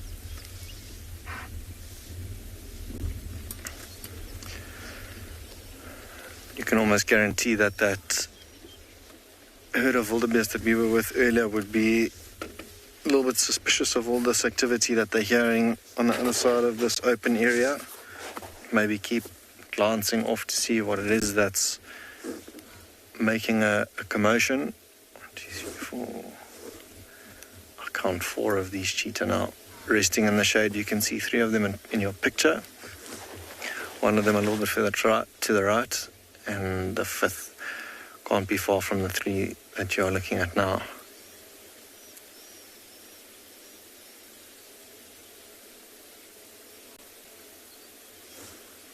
And it was just initially when we were sitting with those wildebeest, that impala that darted across that, was awfully suspicious, that led us to think that there was something else in amongst them and that herd of zebra. And I actually thought it was a different cheetah initially, because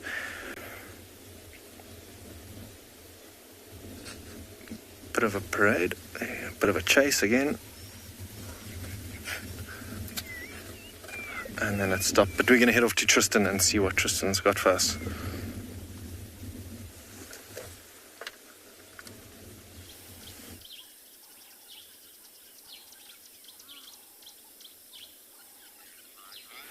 Well, as you can see, it's kind of been a crazy morning already. We've got Tandi's little one again. It's fairly easy to find him at the moment when you know where he's going to be roughly. It's pretty simple to find him.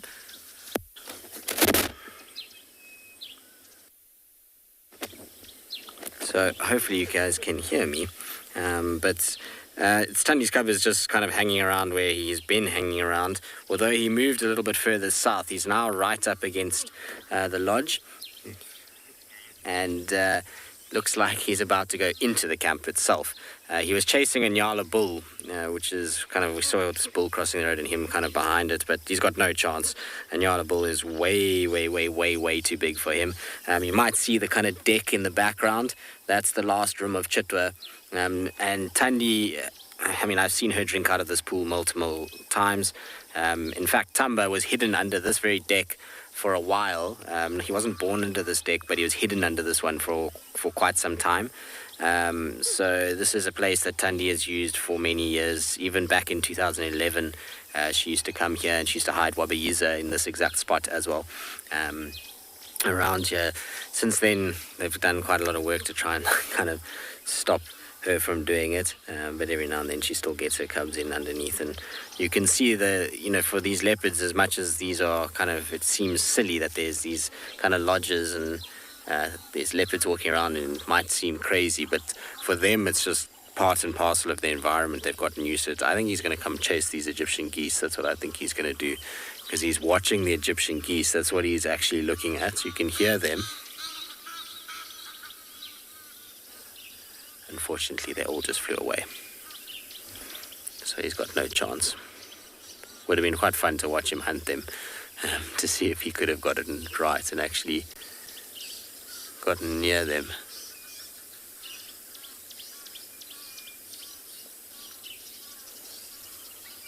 What are you doing, Way? Come out of that area. If he does move from here, though, we won't be able to follow him. He's going to, like I say, once he goes into the lodge, I generally don't follow them at all. They go in there and we'll just let the guys know that it's all working around the lodge, that there's a leopard. Now, he, at his size, he could potentially be dangerous, but generally not.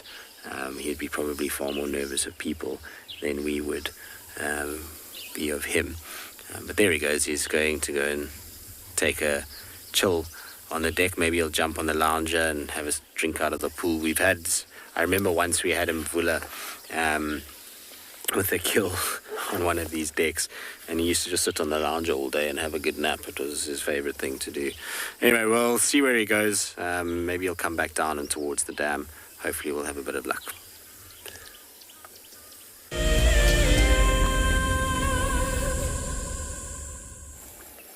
Welcome back to Buffelshoek, and welcome back to a very flat pride of lions that we are going to be leaving shortly because the sun is fierce, as they've all shown you.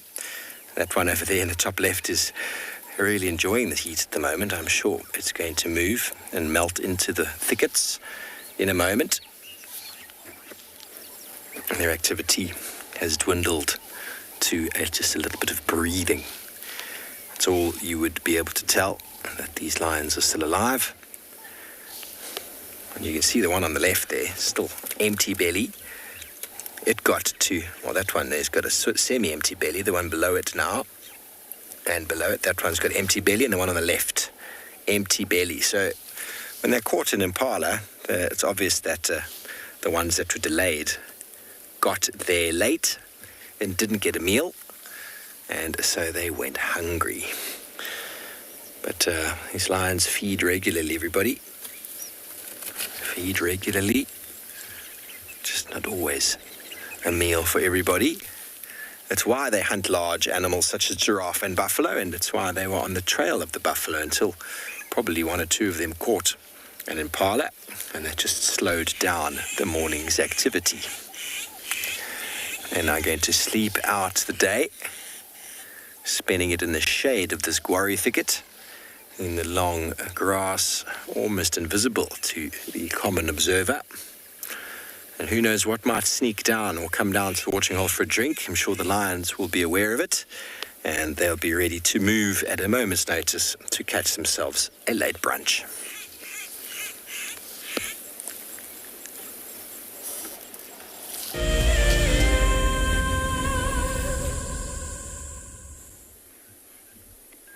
So I'm sitting in the Timavati riverbed with a very beautiful Makoti male leopard here at Ngala.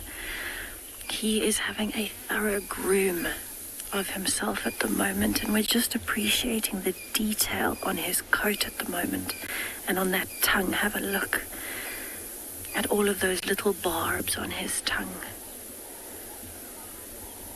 So he is actually incredibly close to where he was born at the moment, which is so exciting. It's made my entire year to see him back in the stretch of riverbed.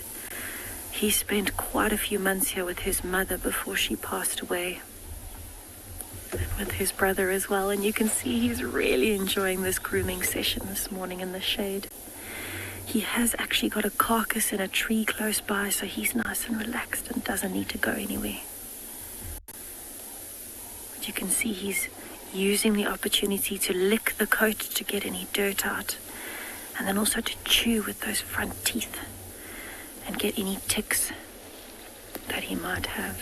Oh, there he gets up, so you can see how close he is to the vehicle at the moment. He actually came over here and lay down next to the vehicle, and he's calling. So we're gonna have to move to keep up with him. Absolutely incredible. This has made my whole year seeing Makoti male again. And he's just casually walking on down the riverbed. You can see there's actually a rock face in front of me, and this rock face is where he grew up. This was one of his den sites with his mother and brother. He's sitting down in a little hole. Looks like he's urinating maybe.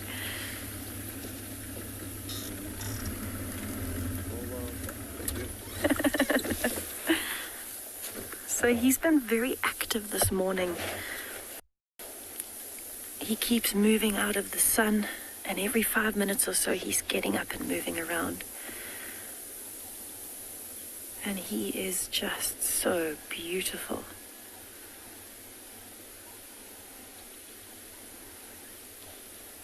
Done urinating, time to walk.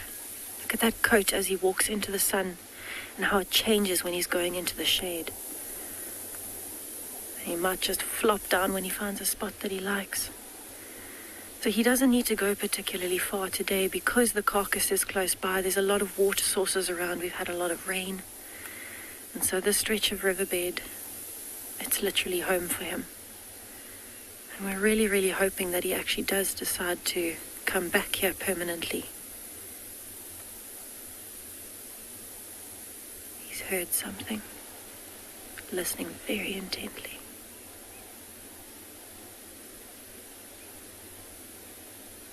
You can actually see his eyelash, or a set of eyelashes there, sticking out in his silhouette. That is beautiful.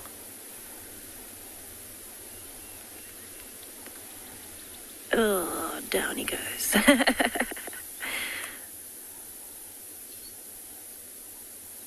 So it's actually so wonderful for us to see that he is still so nice and relaxed with us. And the fact that he actually came closer to us earlier was incredible.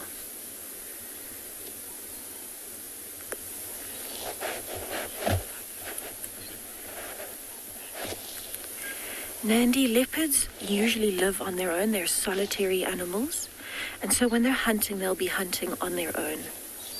They're one of the most successful cats in the world because they are solitary. They can move very undetected, and they're really good at hunting. So for them, it's something that's more of a lifestyle. They're usually always on their own unless it's a mum with cubs, or maybe a mating pair when they'll only be there for a few days and then they separate again. So they learn to hunt from a young age, practicing on things like francolins, mongrels, and he actually made a plan. I don't know if you've heard the story, Nandi, but he had to make a plan pretty quickly. His mother died when he was 8 months old, and he discovered that vultures nest at the tops of trees and the nests are quite big. And so from a very young age, he had to fend for himself.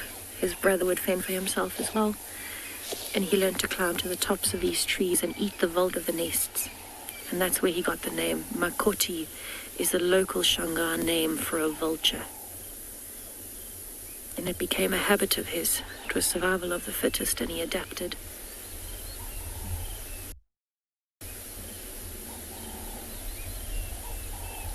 So I would think now he might be a little bit too big to get right to the tops of the trees where the vulture nests are. A bit too heavy, but maybe if it's a very big tree, he might still try. Be interested to know.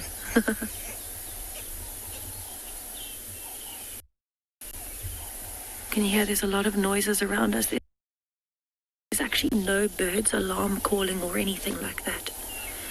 We've just got the normal morning chorus of birds around us in this riverbed. It is starting to heat up quite nicely, but in the shade it's actually cool enough that myself and Sebastian are both wearing fleece jackets. So we know that there is some weather coming our way. And I think he's just feeling hot. You can see that stomach moving while he's breathing. He's feeling a bit hot because he's had quite a decent meal and hoisted the rest of that carcass up quite a tall tree, and hopefully the lions won't be able to steal it this time.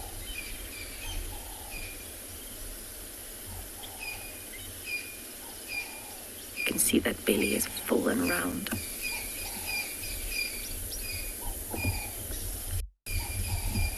It's actually so exciting for us. It was the talk of camp that we have Makoti male back in the area where we know him so well.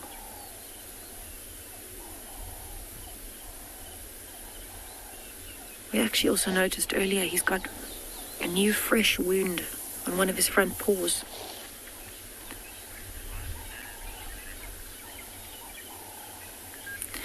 Walter, the natural lifespan of a leopard could range anywhere from 12 to about 16 years. And it would also depend male to female. Males tend to have a shorter lifespan because they are more fiercely territorial, and the males will fight each other over territories and females and kills. So the average would be between 12 and 16 years. Females would be more towards the 16 years. Very similar to lions. So the cats tend to have a very similar lifespan. Can you see the dove in the background? There is a dove walking over that he's just noticed, and I don't think the dove has noticed him.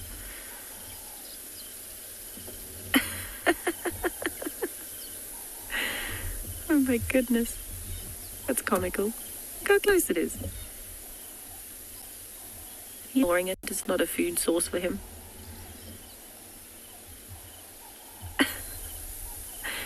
He's actually looking up onto the rock face.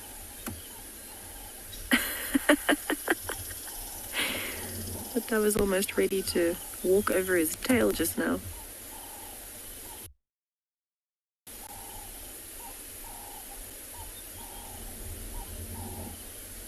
Sit on something there on the cliff face. Keeps going back to it. You can see those eyes are looking upwards. Ears are moving, so he's listening. And I found it very interesting. Every now and then he's been contact calling, which I wouldn't expect because he's independent. He has been for over 2 years now. I wonder why he would be contact calling. Maybe he can smell a female leopard around. His aunt, the Nyala female, well, actually she's a aunt/half-sister. She has been around the area. You've seen her tracks. Maybe he can smell her. But he does look nice and relaxed.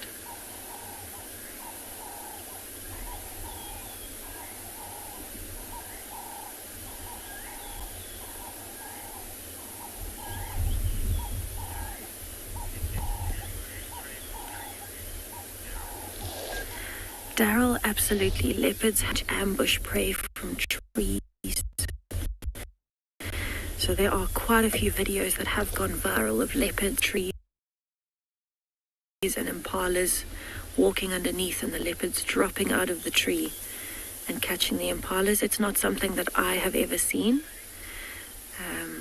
but they certainly have been known to do it. I did see very incredible sighting with the Shitsalala young male, and he's a little bit smaller than Makoti male at the moment, and he was actually hunting impalas. They spotted him and they moved off.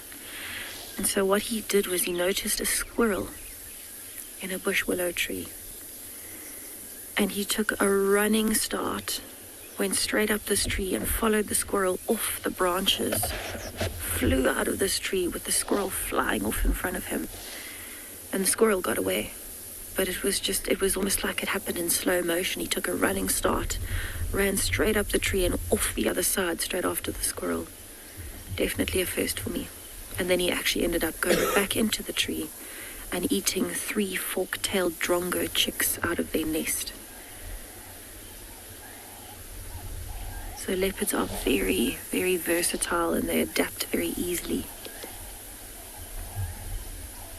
And that's part of why they're so successful. They're also really hard to spot. We drove right past him just now and didn't even see him.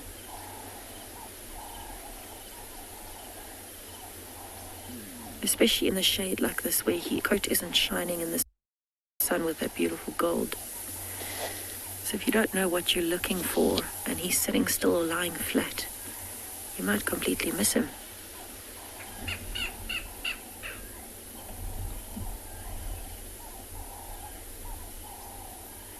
Been very interesting to watch him this morning. He's been lying in the shade, but just on the top edge of the shade cast by the cliff. And every 5 minutes or so, that sun is moving past that the shade is moving very quickly. And then he'll get up, move and flop down. And this is actually the first time that he's come over into a decent patch of shade right at the base of this race. So the sun won't move as fast, or the shadow won't, I should say.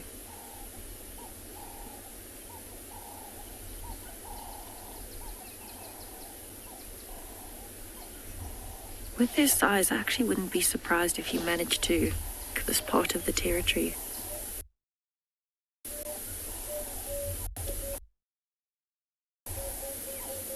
Certainly looks like he's comfortable here. Dolly, yes, they can. So the only animals that can't really get into our camp are things like elephants and buffaloes, but the other animals can. He has been a frequent visitor of camp before, And as we sit here, we are less than 500 meters from camp as is in the riverbed. So the riverbed is actually, it's the same riverbed. It curves around behind me, and tented camp is just behind where we are sitting.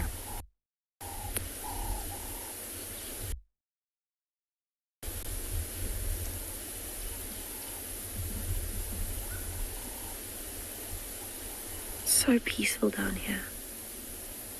It's easy to see why he loves it, why he's comfortable. It really is the perfect spot for a leopard this time of the day.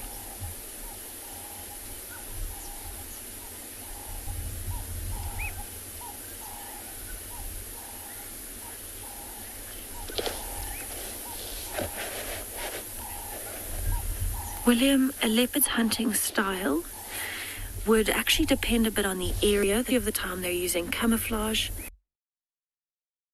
and ambushing. So they would use their camouflage to be able to stalk up to something. And once they are close enough within a certain range, then they can ambush something by jumping out and attacking.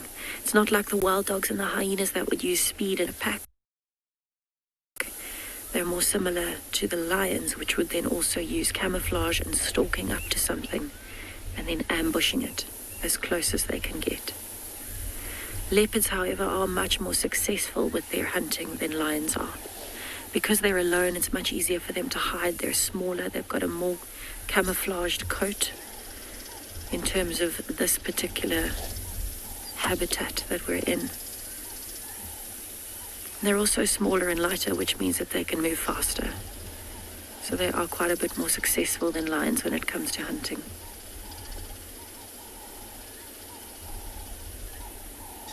It's also very hard to keep a leopard in or out of anywhere because they can climb so well, because they are so hard to detect. You might not know when there's one around. They're pretty much distributed all over South Africa, Southern Africa, into Africa. There's even leopards that you can find, or versions of a leopard, in like Asia. And because of that, I think people have a misconception about them, thinking that they're only in these kinds of areas when actually they might be found pretty much anywhere. We're going to stay with him for a little bit longer, see what he does. I think he might move again just now because the sun is starting to catch up to him. And I'll send you over to Steve.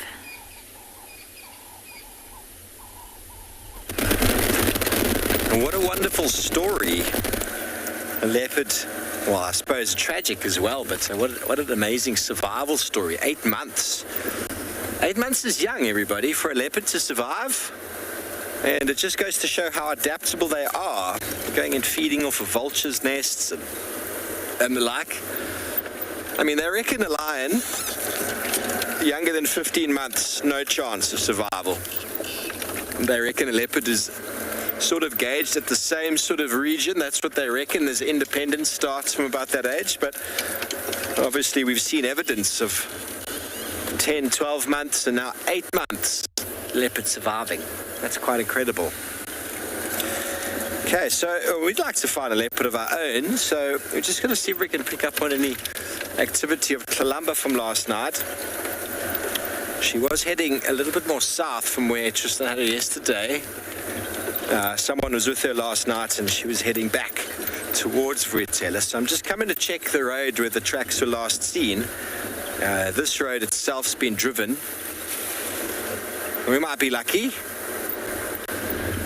We might be lucky. We wouldn't mind getting another cat on the screen for you. I haven't seen the princess, soon to be the queen of her new area. I think she's ready. She seems to be taking this sort of lower section. Let me show you actually where we are.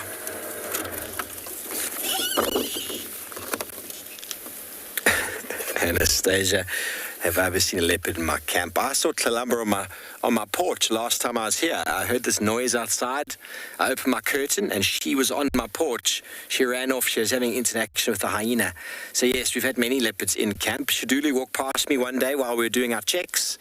Remember that, Thea? You were there. She walked right past me, maybe 1.5 meters past where I was standing. It was quite incredible. Okay, so we're over here right now on this road called Longpole West. The lions we had at Sydney's Dam over there, right in the southwestern parts of Buffelshoek. So this is all Buffelshoek here. This whole big area up here is all Buffelshoek. And so we're right over there at the moment. And she was seen on this road coming south. Tristan had her on the Hamerkop access, which is just there, coming south. And she'd come from the south. So maybe she's gone back or maybe she's in the area. But she's spending a lot of time in this area and then into Djuma. So maybe she's just trying to find that perfect spot, that perfect placement in amongst all of the other leopards to find a beautiful denning site for her cubs. Okay, I'm going to put the map away and we're going to continue on. It's not too far away from Vuitela and Gallagher camps, but she is renowned for walking quite far. Tristan mentioned she was looking rather plump yesterday. So would she need to walk far? Maybe she just went for a drink. Let's have a look. Tracks don't lie.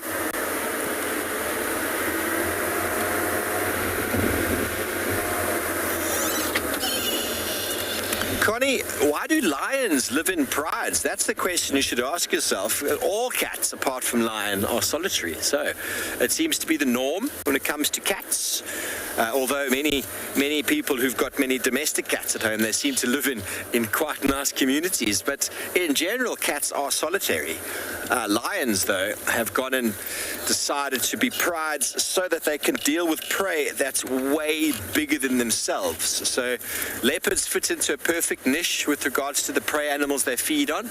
Quite a variety. Lions feed on sort of the bigger spectrum, and instead of the lion becoming much bigger, they formed prides so as to take down bigger prey animals. There's evidence that the saber-toothed tiger was an enormous beast, but they became very sort of unsustainable from a body size point of view, predator point of view, and so that sort of trait, being a huge predator, was lost. And instead of the lions becoming much bigger than they are, they formed prides. So that is the general way. Obviously, we have cheetahs that form coalitions. And that's to the benefit or betterment of them. But in general, if you find leopards together, it's a mating pair or it's a female with her cubs. We do see they do spend a lot more time together than we give them credit for. I mean, the amount of times we've spent with 2-3 leopards in a sighting, I think they do like to hang out, but we don't always see it. The books certainly don't talk about it the way we've shown it on the show. So they probably have little meetings in the dead of night. Shh, let's pretend we're solitary and we'll just hang out all together and then we'll split off just before they come and track us in the morning.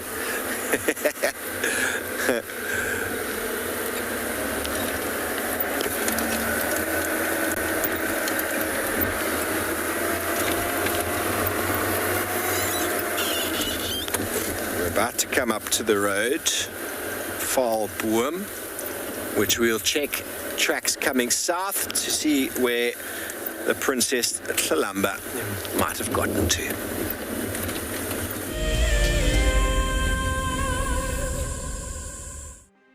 For the month of January 2021, we are offering a chance to win a unique Wild Earth expedition to the magnificent Tswalu Kalahari. From the ancient Crocodiles Koranenberg Mountains to the southern Kalahari's red sand dunes, Tswalu offers what travelers crave most: space and time.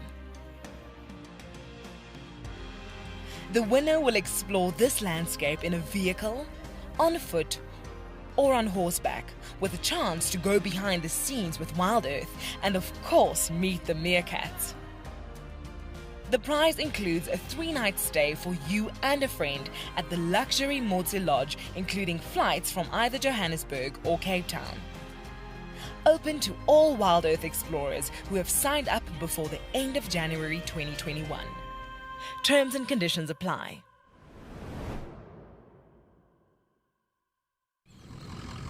Hi, my name is Taylor McCurdy and I'm coming to you from Eco Training here on Pridelands. My most favorite animal in Africa has to be the elephant that's behind me, and this is Kumo, you'll meet him. But elephants just in general, they're really sociable, they're always doing something, and I love to see the interactions between the members of the herd. Catch up with the guides daily here on Wild Earth. My name is Lauren and I'm currently working in Djuma Private Game Reserve here in South Africa. I love answering your questions during the live safaris. It's my favorite part. It feels like you're on the vehicle with me and I'm able to teach you exactly what you want to know. If you want to ask a question on Wild Earth, then you need to register on our website. Once registered, you must go to the live safari page and ask your question below the live feed.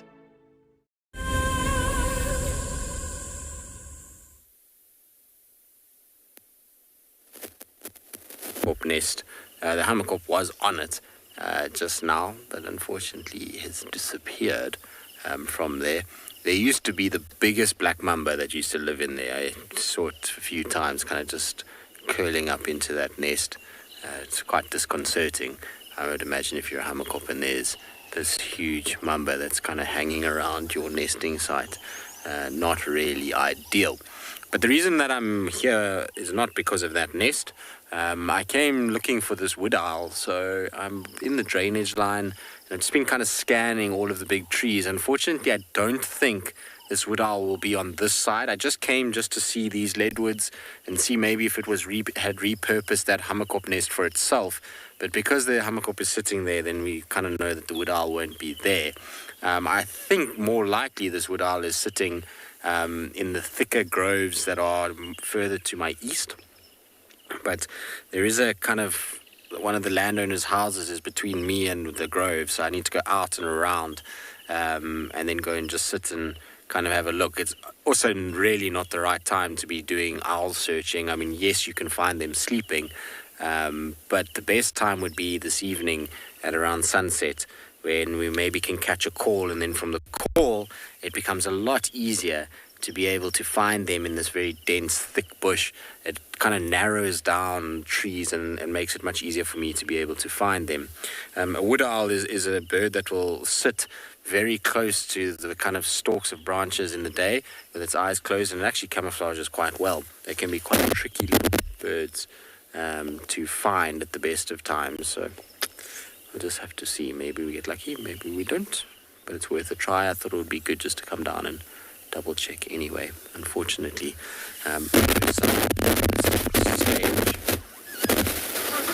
so what I'm going to do is go round and onto the other side.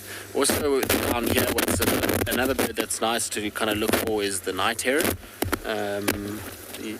They're around further down, as well as pink kingfisher, malachite kingfisher. They also like to hang around in this little section. Okay, I'm going to just get out of here and turn. In the meantime, though, let's send you back to Phinda.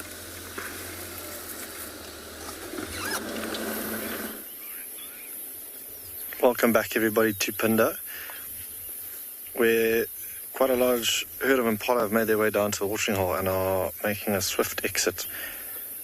All very jittery as they came down to drink, and now making their way back up to higher ground and perhaps to spots of shade further away from this watering hole. No crocodiles in here that I've seen.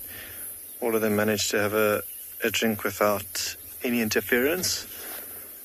But as soon as they've now had their thirst quenched, they back up and off away from the watering hole. But quite a popular spot, this. A giraffe looking in this direction, which I wouldn't be surprised if it comes here to have a drink. Egyptian goose that you heard just now. There's a yellow-billed stork as well.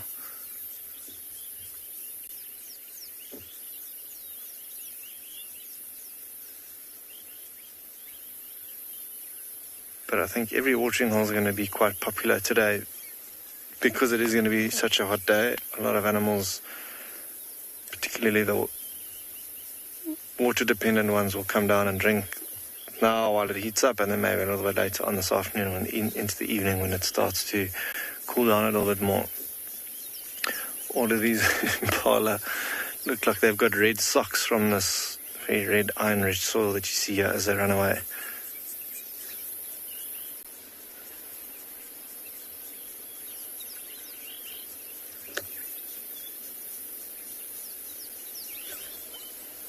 And that's them.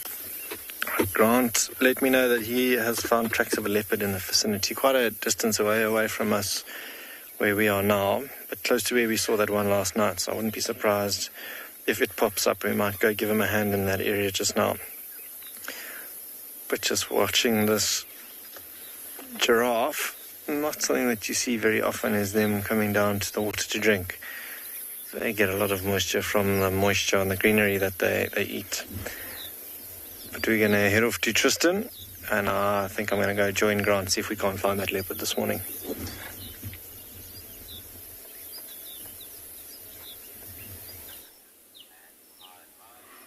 Well, as you can see, we've found another pair of Hamerkops that is busy with some nest maintenance, and I'm actually a little bit sad to see them with this nest. The reason being is that this used to be a barn owl nest. And so, I mean, they must have unfortunately disappeared, and these guys are now taking over what was once theirs. It's always sad when we don't see our owls. I really enjoy owls, and particularly the ones that we don't see a lot of, like the barn owls.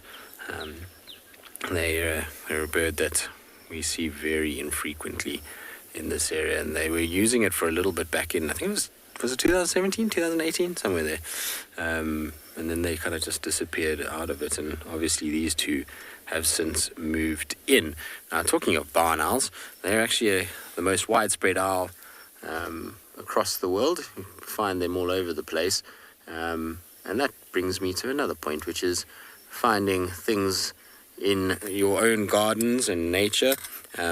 We have spoken about it the last couple of days, but for those of you that missed it, we are currently doing a Solace in Nature kind of drive, which is basically to try and unify all of you and to try and kind of hear all your stories from your lockdowns and how you found solace in nature. So if you want to kind of be a part of it, just remember you can just send a 30-second video of yourself and where you are and what little bit of nature you found, whether it be a barn owl nest that's in your garden or any nesting bird really, to deer, to a frog, to anything that really has kind of soothed your soul during what's been quite a difficult time. That'll be amazing, and you can do that on pretty much any of our platforms.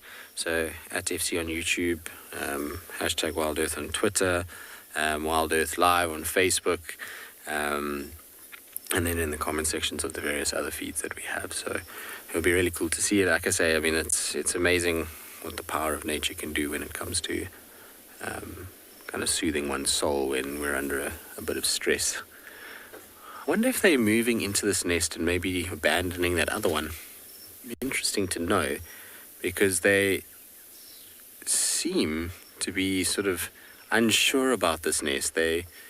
Messing about with it, and it seems like they're cleaning it and just generally putting things where they want it to be. So maybe the owls have recently moved out, or whatever it was, has already moved out, and now these guys are starting to move in. What is that? Can anybody see what that was? Is it an old egg? It is. It's an old eggshell. Why have you got old eggshells in there? So these guys are notorious. There we go. We just removed the old eggshell. Getting rid of all the fluff. Repositioning everything. So there's more eggs coming out. So that's now the second egg. And there's actually a piece of an egg in front as well. So that would be potentially 3 different eggs that this Hamerkop is busy kind of cleaning out of there. But these guys are notorious birds for grabbing all kinds of things and putting it into their nests. Anything, much like crows, anything that's kind of shiny and stuff, they often take to the nest itself. And I wonder if this isn't a display that we're seeing from the bird to the partner. So maybe the male bird to the female bird, to just be like, look, I'm cleaning the nest, I'm making a nice home. It's very possible, or it's the female just kind of cleaning up. But look, you see how they trying to repurpose this nest. So this is them prepping to actually have chicks. Amazing, isn't it? It's not a bird we get to see that often at the nest sites. Generally, it's kind of a bird that spends most of its time when we see it at water. But it's most definitely cleaning the inside of this chamber. And those eggs are very, very big. You can see there comes a whole bunch of feathers, just lining the front, making it look all nice. She's directing from the top. Honey, no, I want it there. I don't want it there. Yes, that looks good. Project manager up top. That's for sure. You see how they're placing all of the fluff right at the entrance to the nest, which is weird. Douglas, you probably find that because it's so close to the dam, they're flying past it all the time and noticing that it's just an empty cavity. They then come and check and land here, and if there's an owl, obviously they're going to see it, and if there's eggs or any sort of chick inside there, they're going to see it too. So that's how they kind of know. If they see that there's nothing in there, there's no signs of anything, nothing that's fresh, then you'll find that they know that it's no longer... Oh, there goes a stick. What's going on here? You're destroying the entrance to your home or beautifying it. I can't decide yet. There's sticks being dropped and eggs and all kinds of fluff being lined at the entrance. I'm looking through binos just to try and see if there is any sign of anything else inside there, but there isn't. So it's not like they've got chicks. There comes a feather. A very old feather.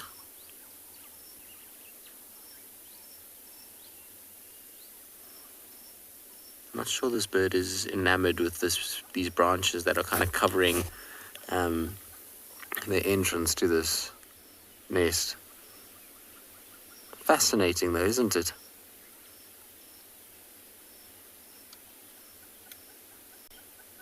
I wonder why it's lining the entrance like this.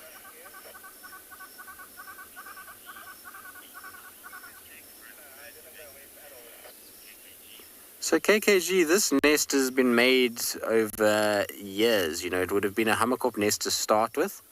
And every year a little bit has been added onto it.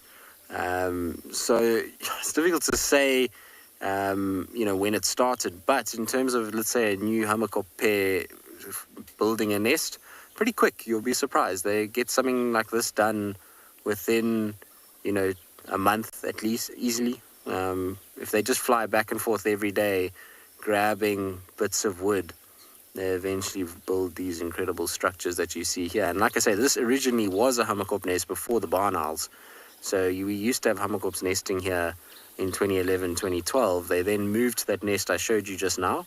And then the barn owls kind of moved in, and maybe, you know, they've decided their other nest is no good. Maybe the Mamba neighbor was being a handful for the chicks, and they've decided to now use this, or it's just another pair that's in the area and they're going to be using this nest instead of the other one. It's just weird. I mean, I've never seen them lining the entrance like this. You know, you often see birds lining the insides where they're going to lay their eggs and where the chicks are obviously going to spend time.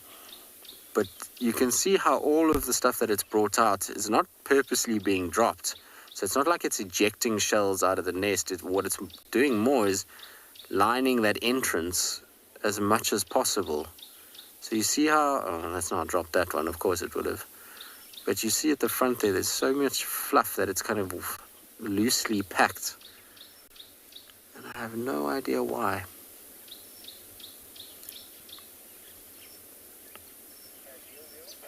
We must keep a close eye on this. I reckon we'll have little chicks here fairly soon. I don't think we're going to be too long and there's going to be screaming little Hamerkops inside there.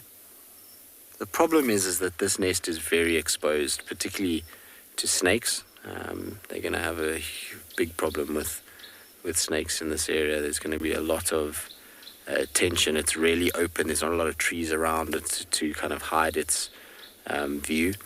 And so I wouldn't be surprised something like a harrier hawk or snake or monitor lizard actually even gets involved here. It's so close to the water that even the water monitors might find this.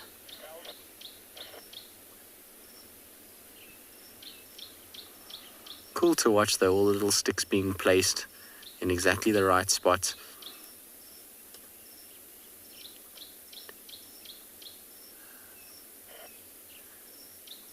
There we go. Okay, just checking, making sure the outside looks good.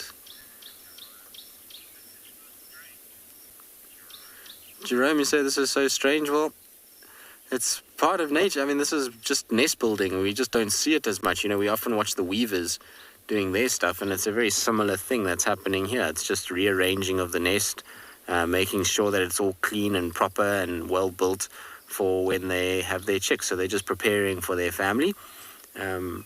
It's just fascinating behavior because we don't often get to see it with Hamerkops. But like I say, normally when birds line nests, they like to bring material in and line the inside, not the entrance itself, which I wonder if it's not using all of this debris as basically filler for the sticks, so as that the chicks or the eggs when they lay don't potentially roll out, or I don't know, maybe that's what they're doing, is creating a little lip as well as cleaning the main chamber where the eggs are actually going to be laid. Because you see now, it's actually ejecting stuff as well as kind of packing it in front.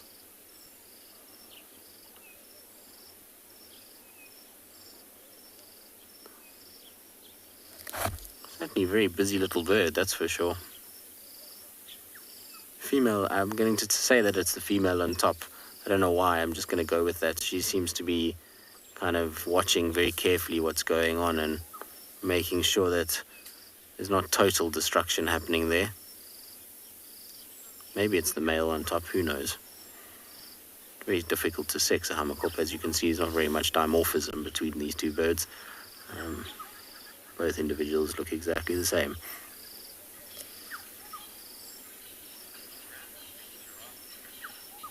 Fascinating. All right, well, we'll keep kind of returning to this nest and just watching the progress. It's such a nice nest because we've got a really nice view into it, and normally Hamerkop nests are so high up that you don't. But while we kind of move on and contemplate nest building, let's send you across to Phinda.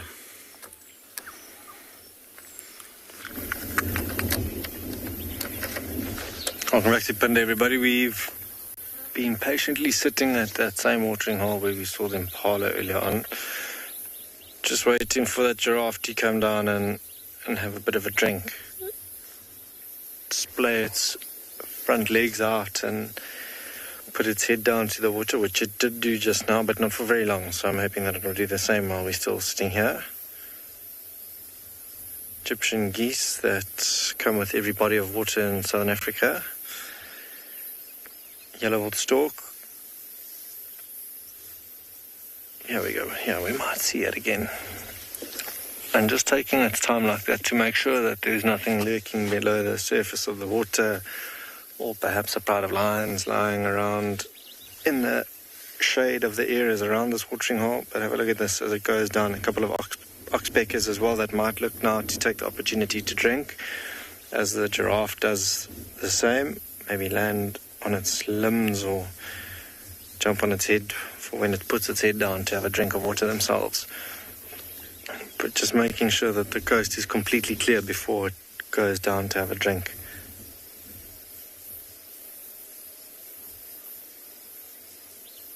And maybe just being on its own lacks the confidence of that herd of impala earlier, where, you know, they're almost, because there's so many of them, as soon as the one goes down to drink, they all do the same. Have a look at this. Watch how it flicks its head up as it's finished having its drink.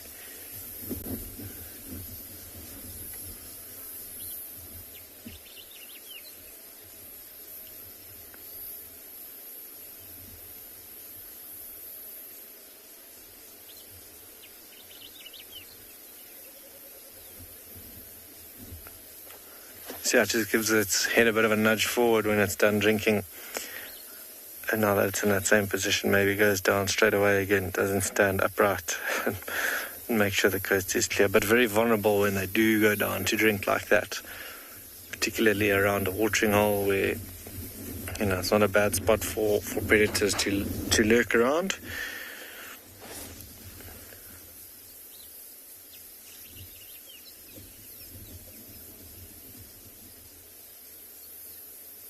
So probably just making sure of us parked here up on the dam wall.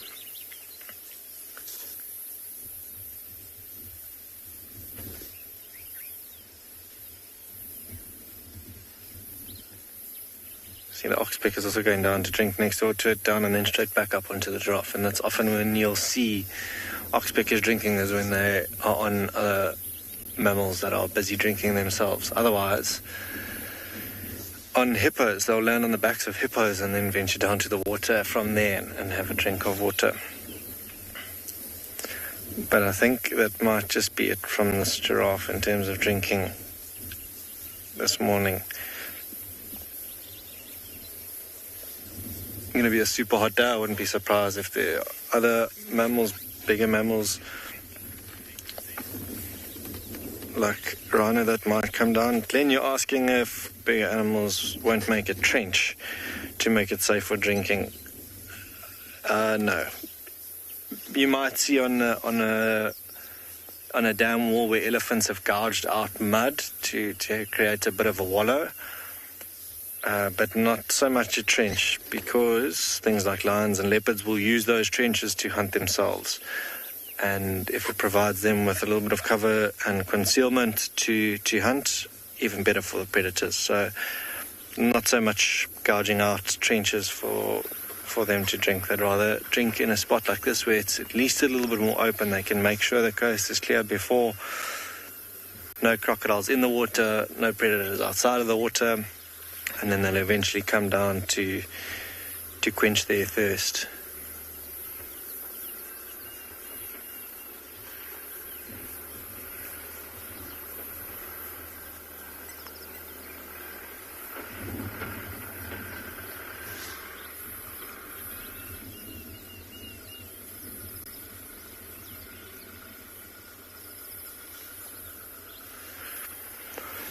And this watering hole drying up at a rapid rate. We are in desperate. Oh, there's a water monitor on the far side, just above the blacksmith lapwings, cruising along the shores of this watering hole. Maybe looking for a bird's nest with some eggs in it, with some eggs in it, or the likes. Might still just be able to see it walking along the side.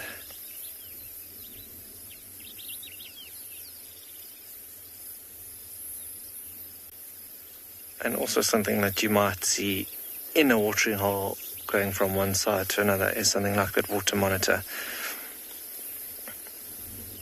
Really well camouflaged in those lighter shades of grass on the banks of this dam. There you might get a nice view as it crosses that path.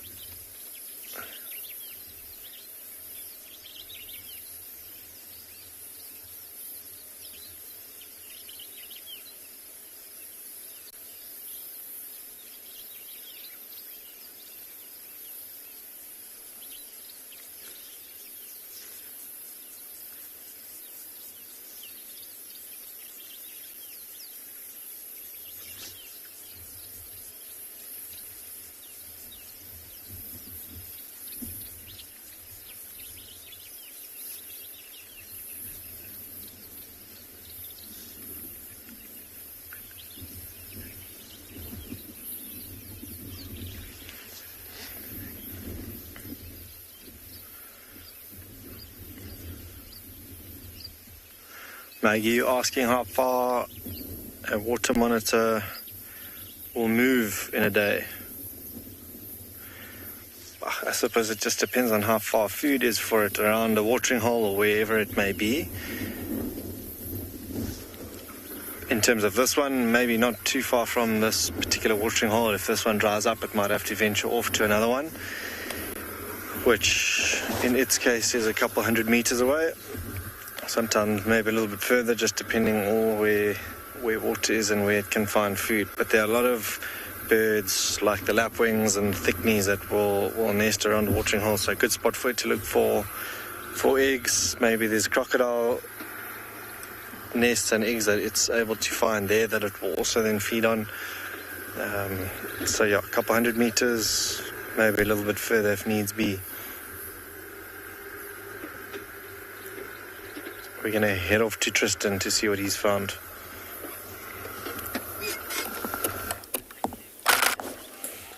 Well, nice little surprise is that we found out Thandi, not just her son, but she's wandering about as well, which is good.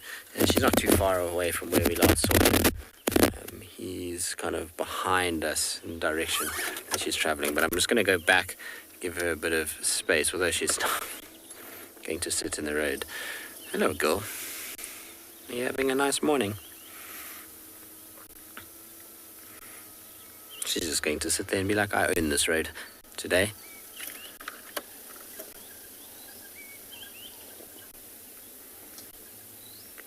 Pretty girl.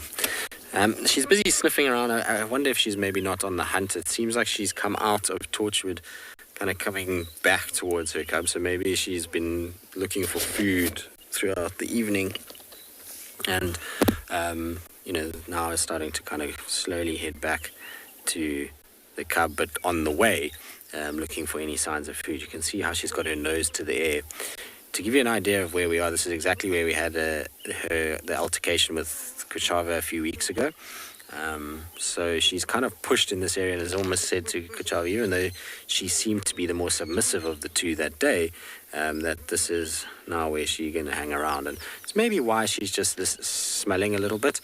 It could be just because she's kind of aware that there is the scent of this other leopard around, and last time she was kind of in this area, she had to be careful of it. Okay, Thandi, off you go, girl. Always has like a little look when she comes past. It's kind of this look of disdain. That's probably the right word to put it. As if to say, you're in my way out. Surprised actually she came as close as she did today. Normally she goes like the long way around. But today she just let us kind of sits in the road and her come past. I'm just going to let another vehicle go past and kind of enjoy her on the road for a bit. Bernie, you say your day is made. Glad to hear it, Bernie.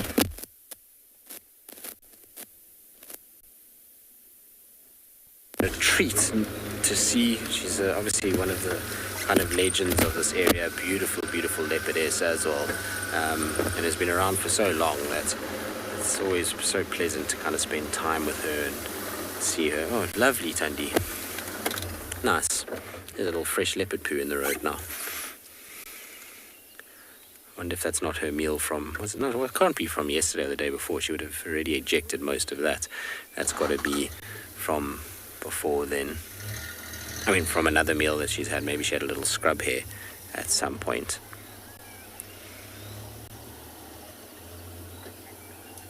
All right, so we're going to carry on following her, but it sounds like something's happening in Prideland, so quickly send you across there. Well, it's a bit of an abstract view for the moment, so you're all going to just have to bear with us. And hopefully this big male lion that is standing behind the knobthorn trees and a couple of other species decides to come out. But he is a beautiful specimen nonetheless. But it's very difficult, unfortunately, for us to off-road in this area, as where that line is, it is sodic, and we don't like to drive on those spaces. My name is Taylor McCurdy, and on camera with me today is Gert, and we're here at Pridelands Conservancy, which is part of Baluli Game Reserve and the Greater Kruger National Park. Now, this is just one of two big male lions, which is awesome. They are not the young whippersnappers that occasionally grace our presence. I don't know who they are yet, so I'm just trying to have a little look. I think I've seen one of them before. There was a beautiful big male lion not too long ago. because when we were looking at Ezulwini, the last time we saw Ezulwini in the afternoon, I think we managed to go live with him, he arrived too. So I have a suspicion that it is the same male. But if they can come out into the open, that would be great. Now, there's much confusion about the lion dynamics. I think these two male lions could be a different two that we typically see with the Ngati pride, which is the pride of lions that lives around on Kwengo and sort of towards the northeastern side of Jajani. And I suspect that there's another two male lions that roam around on this sort of northwestern corner of Pridelands and then into Jajani, which is just to our north as well. And maybe they extend as far as going into Baluli. I'm not really sure. Unfortunately, we don't get to see these animals regularly and almost on a day-to-day basis, and there hasn't been sort of much pressure on them to name them and follow them all the time. So we've got to put the puzzles together. So I doubt that these boys have names, or if they do, I'm not sure of them. So hopefully we can get some nice screenshots and those types of things when they do come out into the open. But that's the view that we've got right now, and I can't do much more about it. Kev, my goodness, you haven't even seen them yet and you already love them. Goodness gracious, wait till you see how beautiful they are when they come out into the open. You're going to fall right off of your chair. They are very, very big boys. Darkish manes, which is always lovely to see. It's just nice to see fully grown males. Sorry, again, I have to control. Yeah, Ephraim, it's like a 1 out of 5 visual at the moment, unfortunately. You can't cross this one section. It's all underwater, this drainage line. Sorry, everybody. A negative, Dev, I'm going to have to go radio down. I'm just live.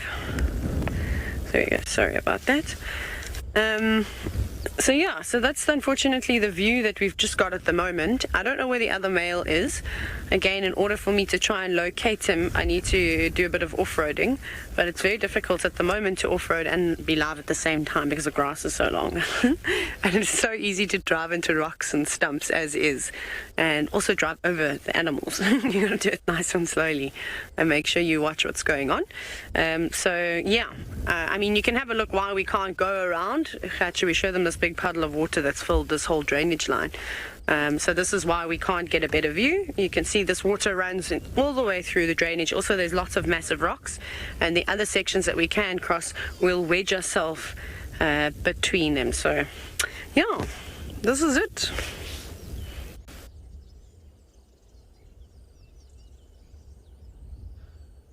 I can't really comment too much more on the lines because I don't know what they look like.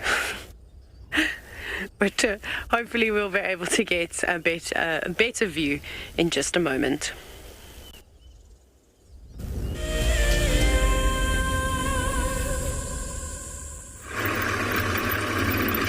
So yeah, guys, we went to go and have a look quickly to see if we can find the females with the cubs.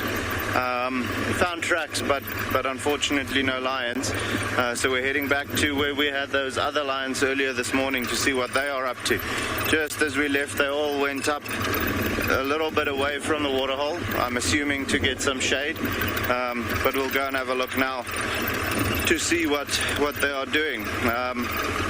I'm hoping also, though, that female with the small, the 4 small cubs, the ones that we haven't been able to put on screen yet, will be large enough soon to join the rest of the females with the cubs.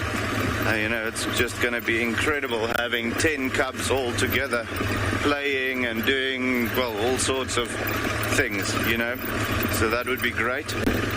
We'll have to see that when she decides to introduce them into the pride, because they're only about 6, maybe 7 weeks old now. So it would be interesting to see how long she will wait before she's going to, introduce them to the world. However, I'm rather keen to see what these youngsters are up to. With them being young lions, their behavior is sometimes a little bit more irregular than what you'd find with adult lions. If there's adults in the pride, you'll find that they have a set routine, but the youngsters, they do their own thing sometimes. So you might sometimes find them still being active now, or we might get there and there's a blue wildebeest and they're busy stalking it or whatever. So we'll have to see. It's going to be cool. But I do think they're going to be in the shade at the moment, though. So yeah.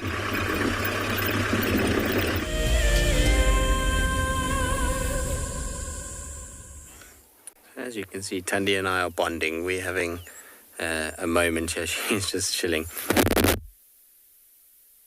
I don't know if maybe she's picking up the scent of something, but she's very, very, very careful with the way that she's walking. She's smelling every blade of grass in her attempt to kind of figure out whatever it is that she's trying to figure out. And you can see that nose is to the air the whole time. She's just kind of lifting her nose, sniffing, and sniffs the grass, walks 1 or 2 steps, sniffs, goes and walks 1 or 2 steps. So maybe Kuchava or Kuchava's cub has walked here. You never know. Maybe a male leopard has been here, and she's just figuring out what's going on, because she was also talking just now, and we know her cub is nowhere near here.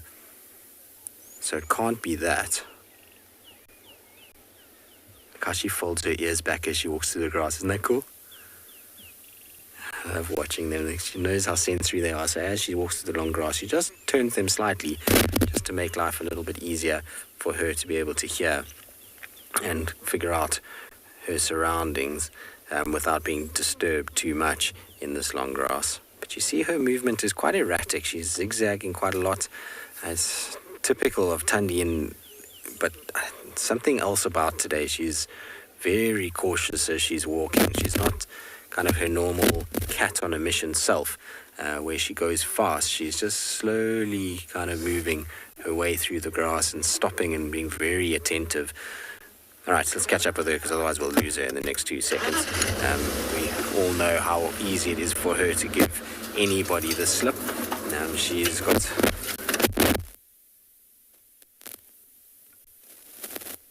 to disappear on a moment's notice.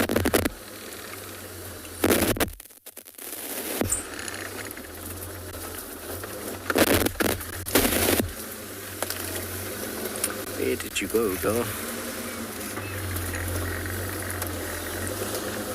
This grass is so long these days.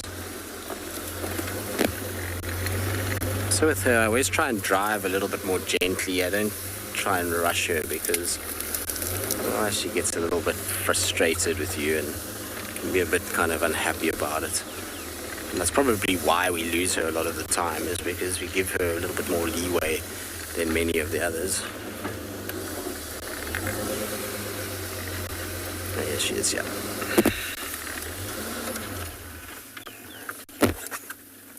She's just going to come in front of the vehicle, still sniffing about. Changed direction completely now. She was going kind of south, and now she's heading back north again. Definitely on the scent of something. Her nose is constantly on these grass stalks. I wonder. Maybe Kuchava. It's very, very possible. Like I said, it's exactly in the area where we've seen her have an altercation with Kuchava in the past. In fact, the tree was right there that the kill was in. So we know that she has been in this area with her before. Maybe that's why she's sniffing around.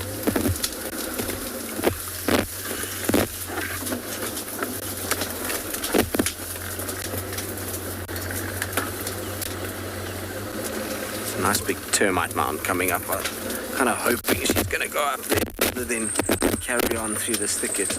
It's a very, very, very difficult area to negotiate, even dry, let alone now where you can see a thing in this long grass. There's lots of big stumps in here. I'm just going to be a bit careful as we go. She's just here on our left still, so she's not going towards the mound. She's bypassed that completely. Just try and see if I can get around. Alright, I'm going to try and catch up with her and try and see where she's off to. In the meantime, though, let's send you across to Tess.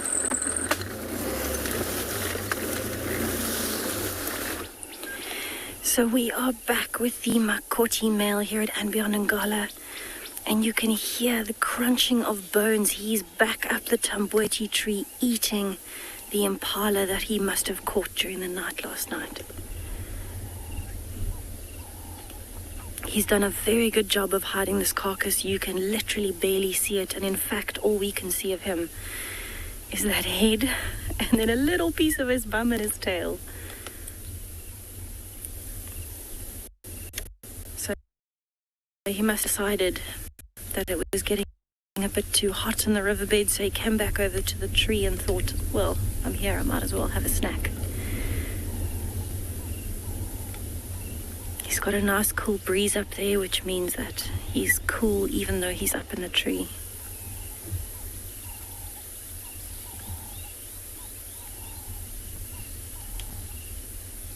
Wow, look at those teeth. Oh, he's actually got some blood on the side of his face now too.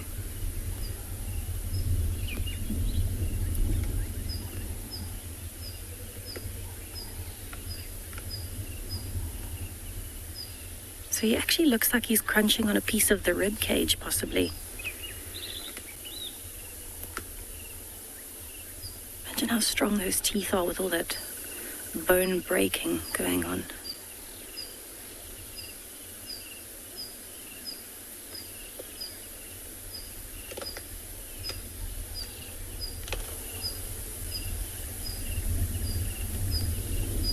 Oh my goodness, that sound is incredible.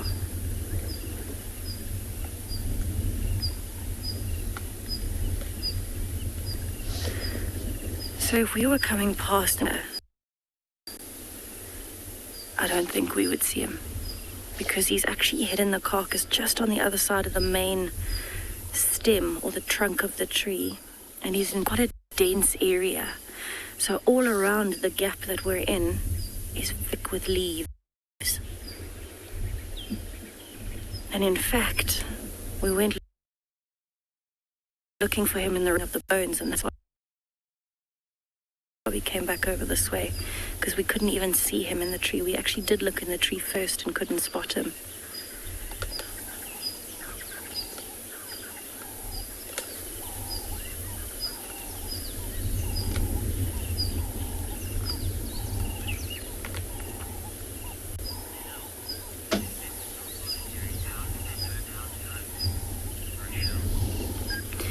Rochelle, leopards will learn how to hunt from their mothers, and they'll often stay with their mom until around 2 years old. And throughout that time, from a very young age, they're interested in any movement. So things like francolins or spurfowls or mongooses, squirrels, even lizards and snakes. And so they'll start practicing like that, but they also practice some of their skills by playing with the mom and also playing with each other.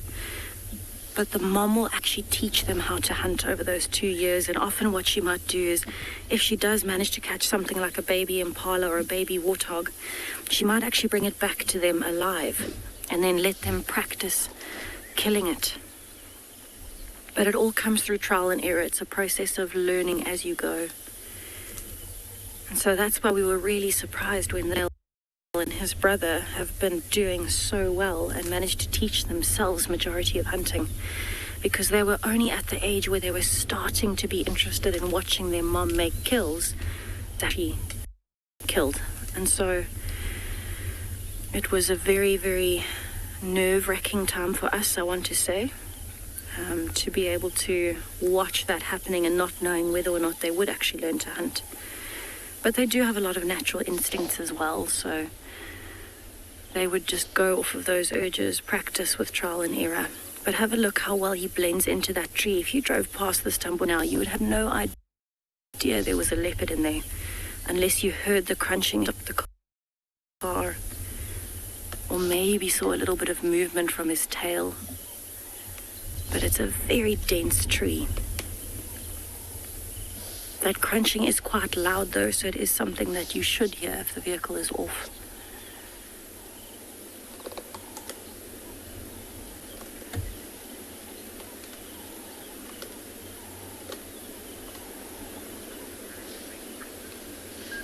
So I'm going to sit here for a while with Makoti male enjoying his meal. I want to spend every second with him. I'm going to send you over to and beyond Phinda.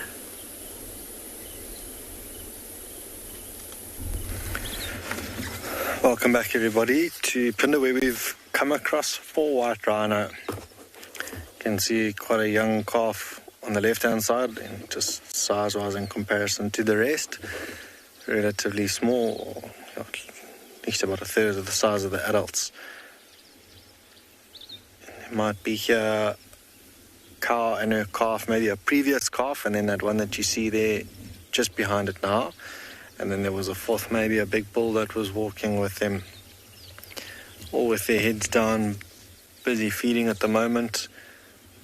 You can see the youngster with his ears up, just listening. It sounds like there's another vehicle on its way towards us. Just keeping a watchful eye out.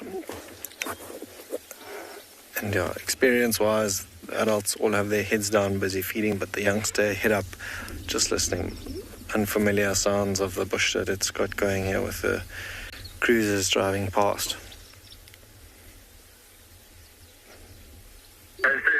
Almost like radars, and it looks like just a little bit further left of them in the shade, quite a large antelope, maybe a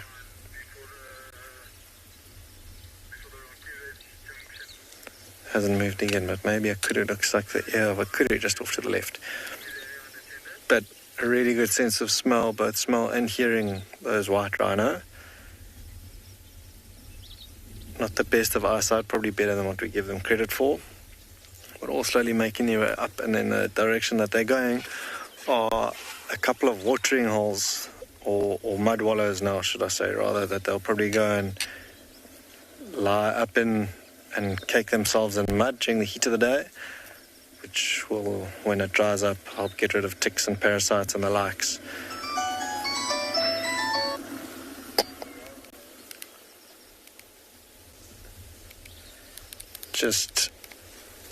I think we'll probably lose sight of them in a short while as they disappear into the woodlands. But an absolute treat to see those rhino out this morning. At least out in the open, albeit briefly. Oh, here comes the fourth that I spoke about, maybe that big bull. See him feeding around a termite mound, often in and around termite mounds. The grass is quite a bit shorter. It's quite a bit more nutrient rich for the rhino to feed on.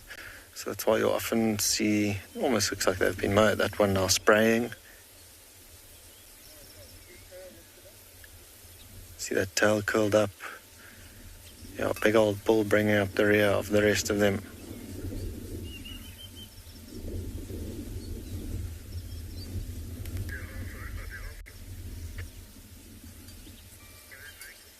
And I wouldn't be surprised if we see them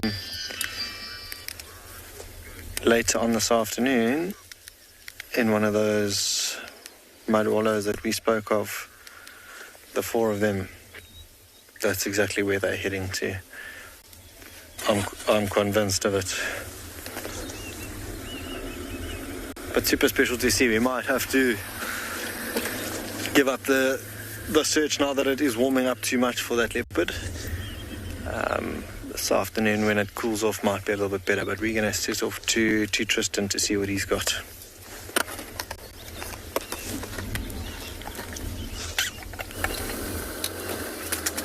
Well, we're still following Thandi. She's edging through these thickets ever so slowly at the moment, which is being a great help, because otherwise I don't think we can keep up with her.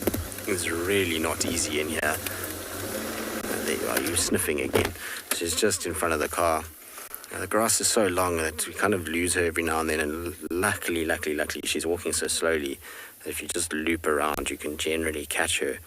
And particularly that white tail, you can see how the tail is kind of gives her away, and so it's always good when following in long grass like this is to actually stay behind her a lot of the time rather than trying to get ahead. When the grass is thinner, you can obviously see nice and easy, and you can kind of go around and figure it out. But here, using the white tail is a huge help in being able to follow her. A bit of other news. It sounds like Inzutini and Kara are having a bit of a showdown this morning, which is going to be interesting to try see if we can maybe go get them this afternoon. They apparently have been boxing for the last sort of 15 minutes.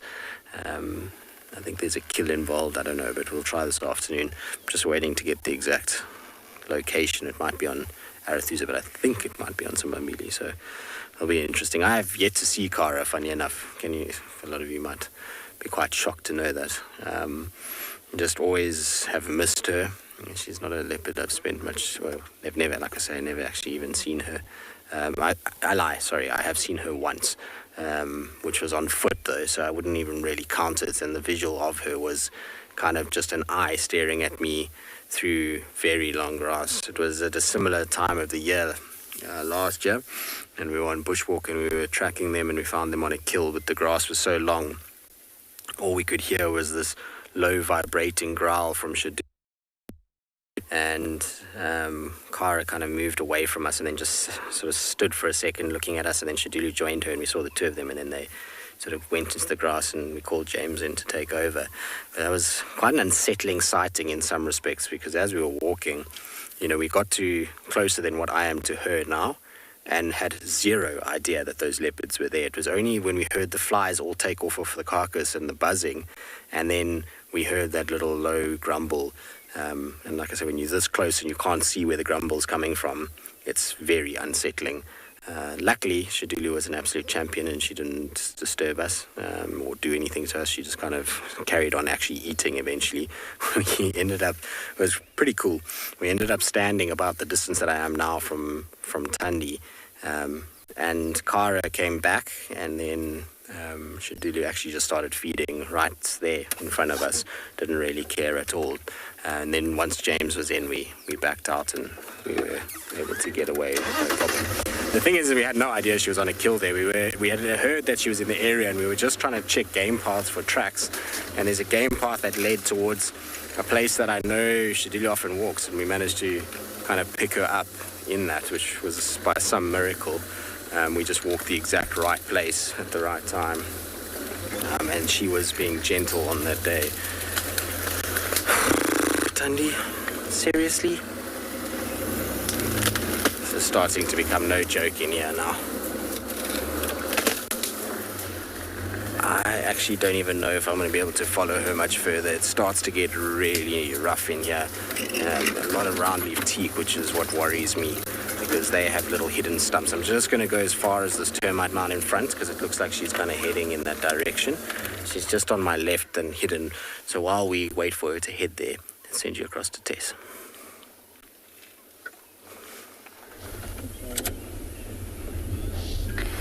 So we are sitting in the riverbed with the Makoti male still up the tree. He's actually just decided that he's going to stop feeding for a while and move along a branch. But I wanted you to see how difficult it actually is to spot him in this tree.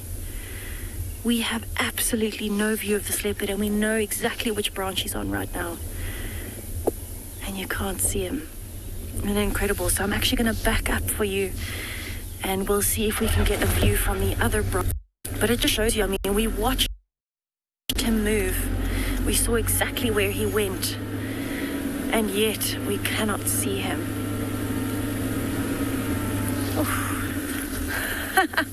I can see a little chunk of a leg, I think. We're gonna try it and see if we can get through the leaves.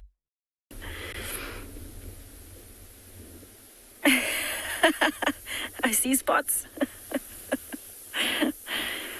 So it's incredible to think that, we must drive past so many leopards that we have no idea are there. And just like Tristan was saying, even on foot, I've had a similar experience where you're tracking on foot.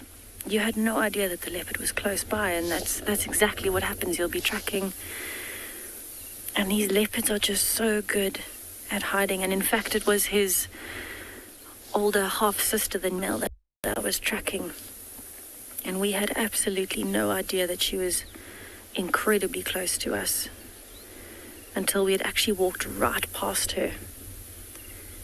And then she decided to make herself known. And it is quite unsettling to think how close you can get and not know any differently. And this is exactly why. I mean, we know exactly where he is, but to actually get a view of him is incredibly difficult. And that coat is perfectly designed. You can see with the way that the tree is designed with the leaves. there's little patches of sunlight that come through the gaps in the leaves. And that's what his coat is supposed to almost mimic, is the shady patches and the sunlight, little spots coming out of a tree when he's lying in it. And it works very well. He's just put one of his legs down. So we are going to sit here and hope that we can find a gap to view him a little bit better, and I'll send you over to and beyond Phinda in the meantime.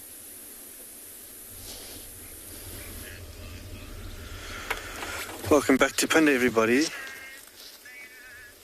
We've come to those mud wallows that we spoke of, that we thought those rhinos would eventually end up in, and we found quite a big buffalo bull that's now turned, and he's exposed quite a big gash on the back right hand side of his body, and tricky to say exactly what caused that, but you know, one would assume something like lions, although the lions here in Phinda are spoiled with other plains game, nyala, wildebeest and the likes that they'd prefer rather than something like this. That could very well be from another buffalo bull that it potentially got into a fight with. But it's quite a large gash. Very superficial looking, that it's just like a surface wound that's been exposed. Nothing too serious for him to worry about, but yeah, on a really hot day like today, come down to the mud wallow, go cake himself in mud, try and get somewhat cool, because outside of that little mud wallow, I can promise you that it is a scorcher of a day here. A little bit of a breeze blowing, so when he gets out a little bit later and that starts to dry him off, will keep him cool quite a bit. Karma commenting, ouch, absolutely, it does look rather painful. I think if it was you or me, quite a bit more so than it would be for that buffalo bull, but not showing too much signs of discomfort. If there were oxpeckers around, there's red-billed oxpeckers, I can imagine that they would irritate that wound quite a bit more and drink the blood from that wound, which would cause him a little bit more irritation than anything else, but doesn't seem to be too hurt or you're uncomfortable from that. There's a warthog coming down to the water to join this buffalo bull as well. It looks like he's already been caked in mud, got a little bit of a sheen to his side, just sizing up who's stolen his mud wallow. And quite amusing, there was a family of warthog here just now, with a couple of piglets that this particular chap was chasing around like a mad thing. Maybe just not willing to share his wallow that's drying up at a rapid rate, which hopefully after the weekend will be quite full again with that promised rain from that storm that we've got heading our way. Have a look at the standoff between the warthog and the buffalo. I'm quite sure that they'll be happy to share the same space together. And I wouldn't be surprised if later on this morning those rhino come down to join the two of them.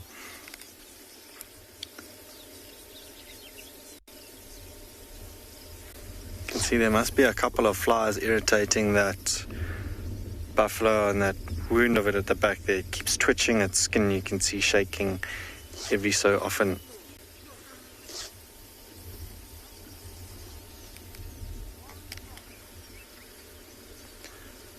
And just in front of where that warthog is also looks like there's something that's been lying in there all morning.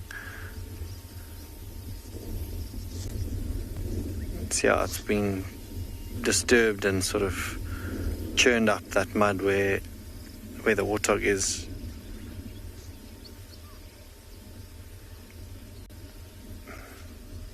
Not so keen on going back to the water just yet, that warthog.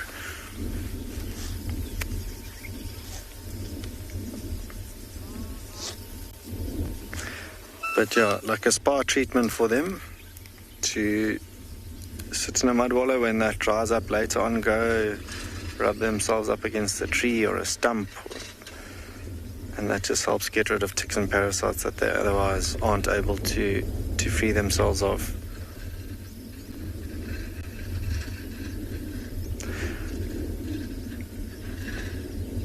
And I think this warthog will be a little bit more proactive, maybe once it's had its drink, to come down and lie in that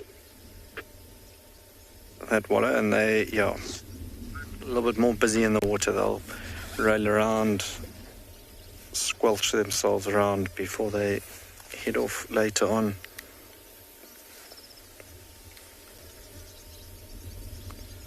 Here we go.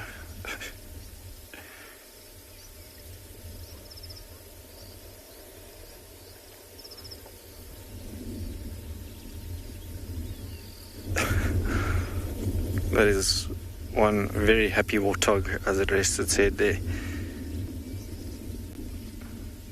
But far more busy, there we go. Maybe it even rolls completely around like a dog in the mud.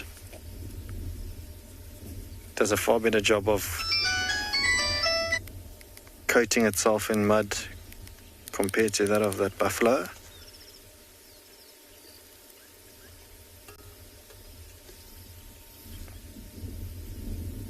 Resting its head every so often higher up.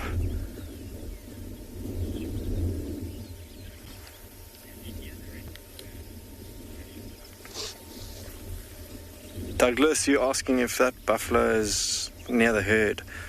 The herd could very well be in the area. He, with that injury and just being an old buffalo bull on his own, tells me that he just can't keep up with the rest of the herd, so maybe lagging behind a bit. I wouldn't be surprised if they are in the vicinity, but this particular chap, as they dub them, Dugger boys, grumpy old men like that who roll around in wallows like this all day long, is in no rush to go anywhere. Have a look at that warthog now. As it rubs itself up on the bank. Maybe got a bit of an itch there that's trying to get rid of as well, and its ear. That's amazing.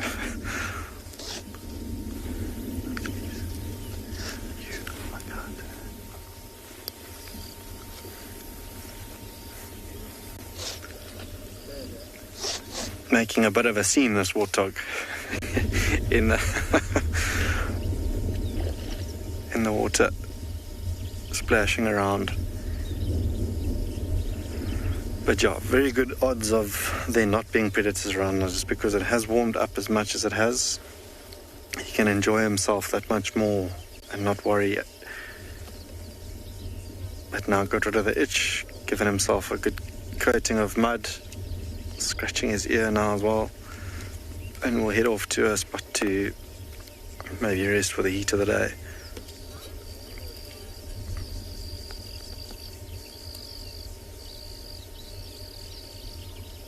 As for the buffalo, also head down, quite content in that little mud bath or mud wallow.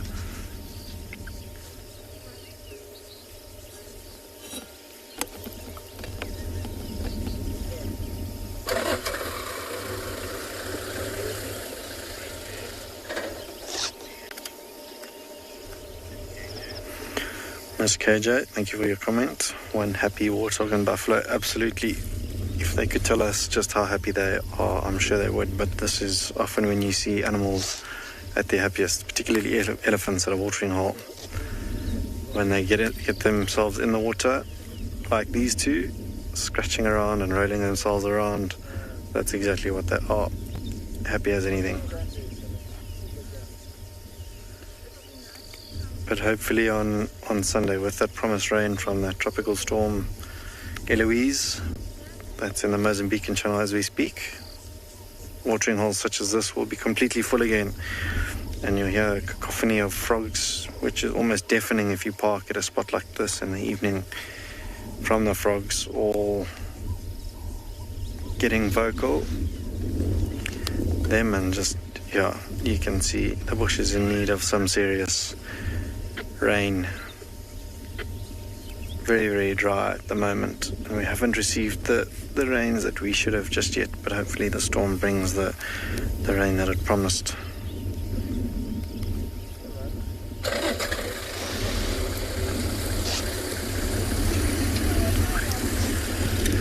We're gonna see what else we can find in the last little bit of this morning drive, but we can head across to Steve in the meantime.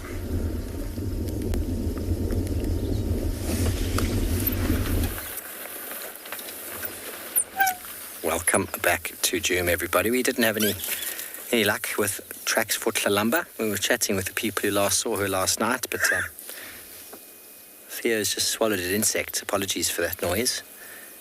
Insects seem to be plaguing the vehicle today. We found a lovely little breeding herd of elephants. This lady's had a bit of a wash. She's going to push herself through the thicket and hide away. Okay there, Theo. There we go. That's what happens when elephants decide to go into the bush, everybody. That's how dense it is. You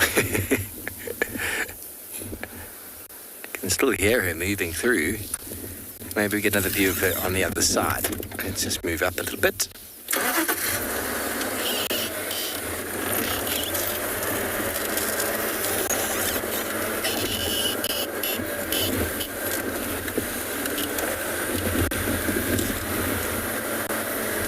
Playing a game of hide and seek. There you are. Beautiful girl. She's finding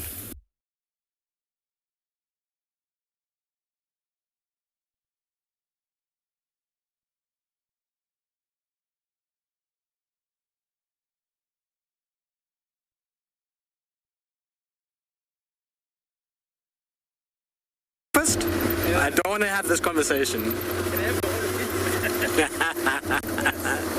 They make me laugh this year. You must see when James is here.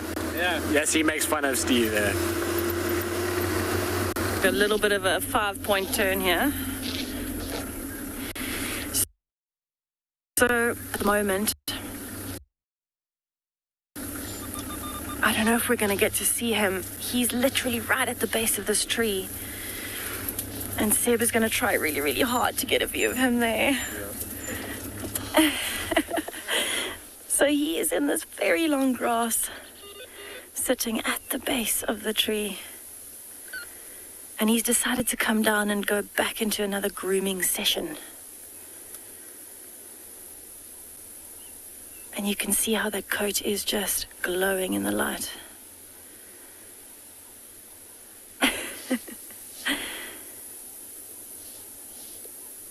So we were actually having a look at the carcass earlier, and it looks like it's already a few days old, so we don't know if another leopard had a kill and managed to sniff it out, or if maybe he's actually been here for a few days, but we didn't find him.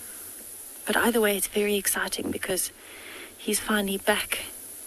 He is so loved.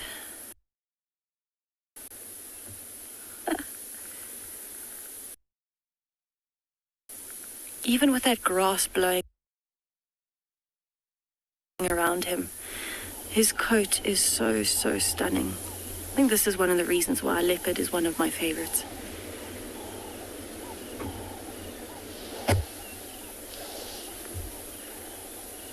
And I love that little white tip on the backs of his ears that you can see there. And all those long hairs as well coming out of his ears. You can see as he's turning his ear to the back there. And he's sniffing the wind. Oh, flat. Shame, you can see how heavily he's breathing there. He must be incredibly hot. It must be at least 27, 28 degrees Celsius here in the shade. So he is incredibly warm after a big meal. And back to grooming. And sleeping. So I really don't think he's going to move. I think he's going to be here the rest of today. There is still probably about maybe 20% meat left on this carcass.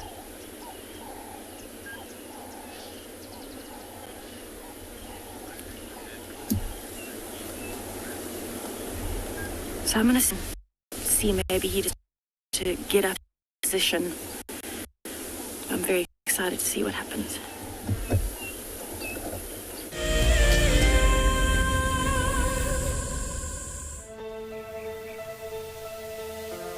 How insane is that animal? This is out of this world. Fantastic. Good, Mama. Wow, what a way to start off. Just such an incredible privilege to be out here. It just keeps on delivering. There you go, there you go. Heart is pumping right now.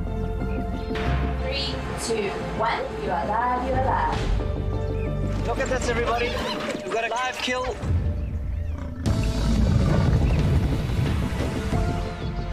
The croc's holding the tail. It's holding tight. Lucky wildebeest. There's nowhere to go. This is a disaster in the making. Something that I have never seen before in my entire life that you are now watching live. My heart is in my mouth, everybody. Look at this. It's gonna make it. It's going, it's going.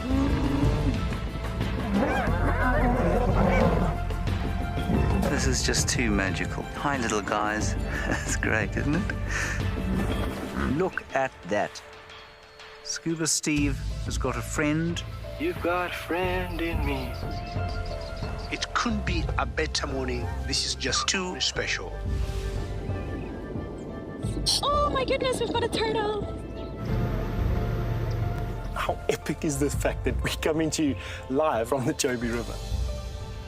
It's the most incredible feeling to be here. This is live, and we're in Rwanda. This is a very, very different adventure, charged with emotion.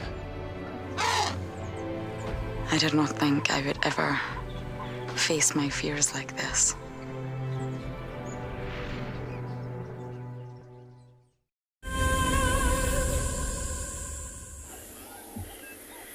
So I'm sitting with the Makoti male again. He is relaxing, and I think he's going to be here for the rest of the day after a good meal. And we absolutely love the section of the river that we're in. And you can actually see the trees very, very tall, and when you pan over, this is actually the riverbed that he was in this morning. This is the section where he grew up as a cub, and those rock surfaces on the opposite bank, that is where the den site was for a very long time for him and his brother. So it's actually very back where we watched him grow up old. And it's really, really exciting for me in particular to see him again. I've always felt like I've had a very special bond with Makoti male. But it's been a really, really awesome morning for me. And I think all round as well. I love being able to sit here with him in the quiet and just appreciate every second with him, because we don't know what will happen.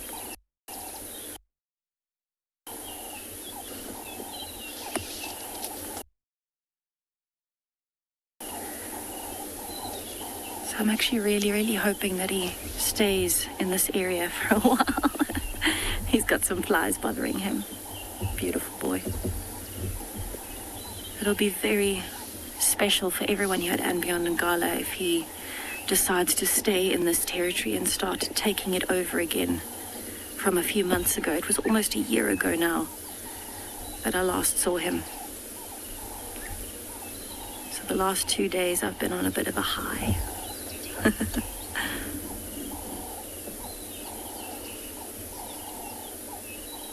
He is quite alert. I'm actually surprised that there's no hyenas around here yet. With the sound of the crunching of the bones earlier and the smell of this carcass, it's definitely a few days old. Really thought there might be a few hyenas around. But he's very relaxed, so I think he'll be safe from hyenas for a while. But it definitely has been a morning all around. Definitely a cat morning, a predator morning. Especially of the variety today. And I'm really hoping we get to catch up with all of our big cats again this afternoon, but thank you so much to everybody who joined us on safari today. We really hope that you enjoyed seeing all of our favorite animals out here. Please join us again this afternoon at 4 o'clock, where we'll be showing you the wonders of the African bush again.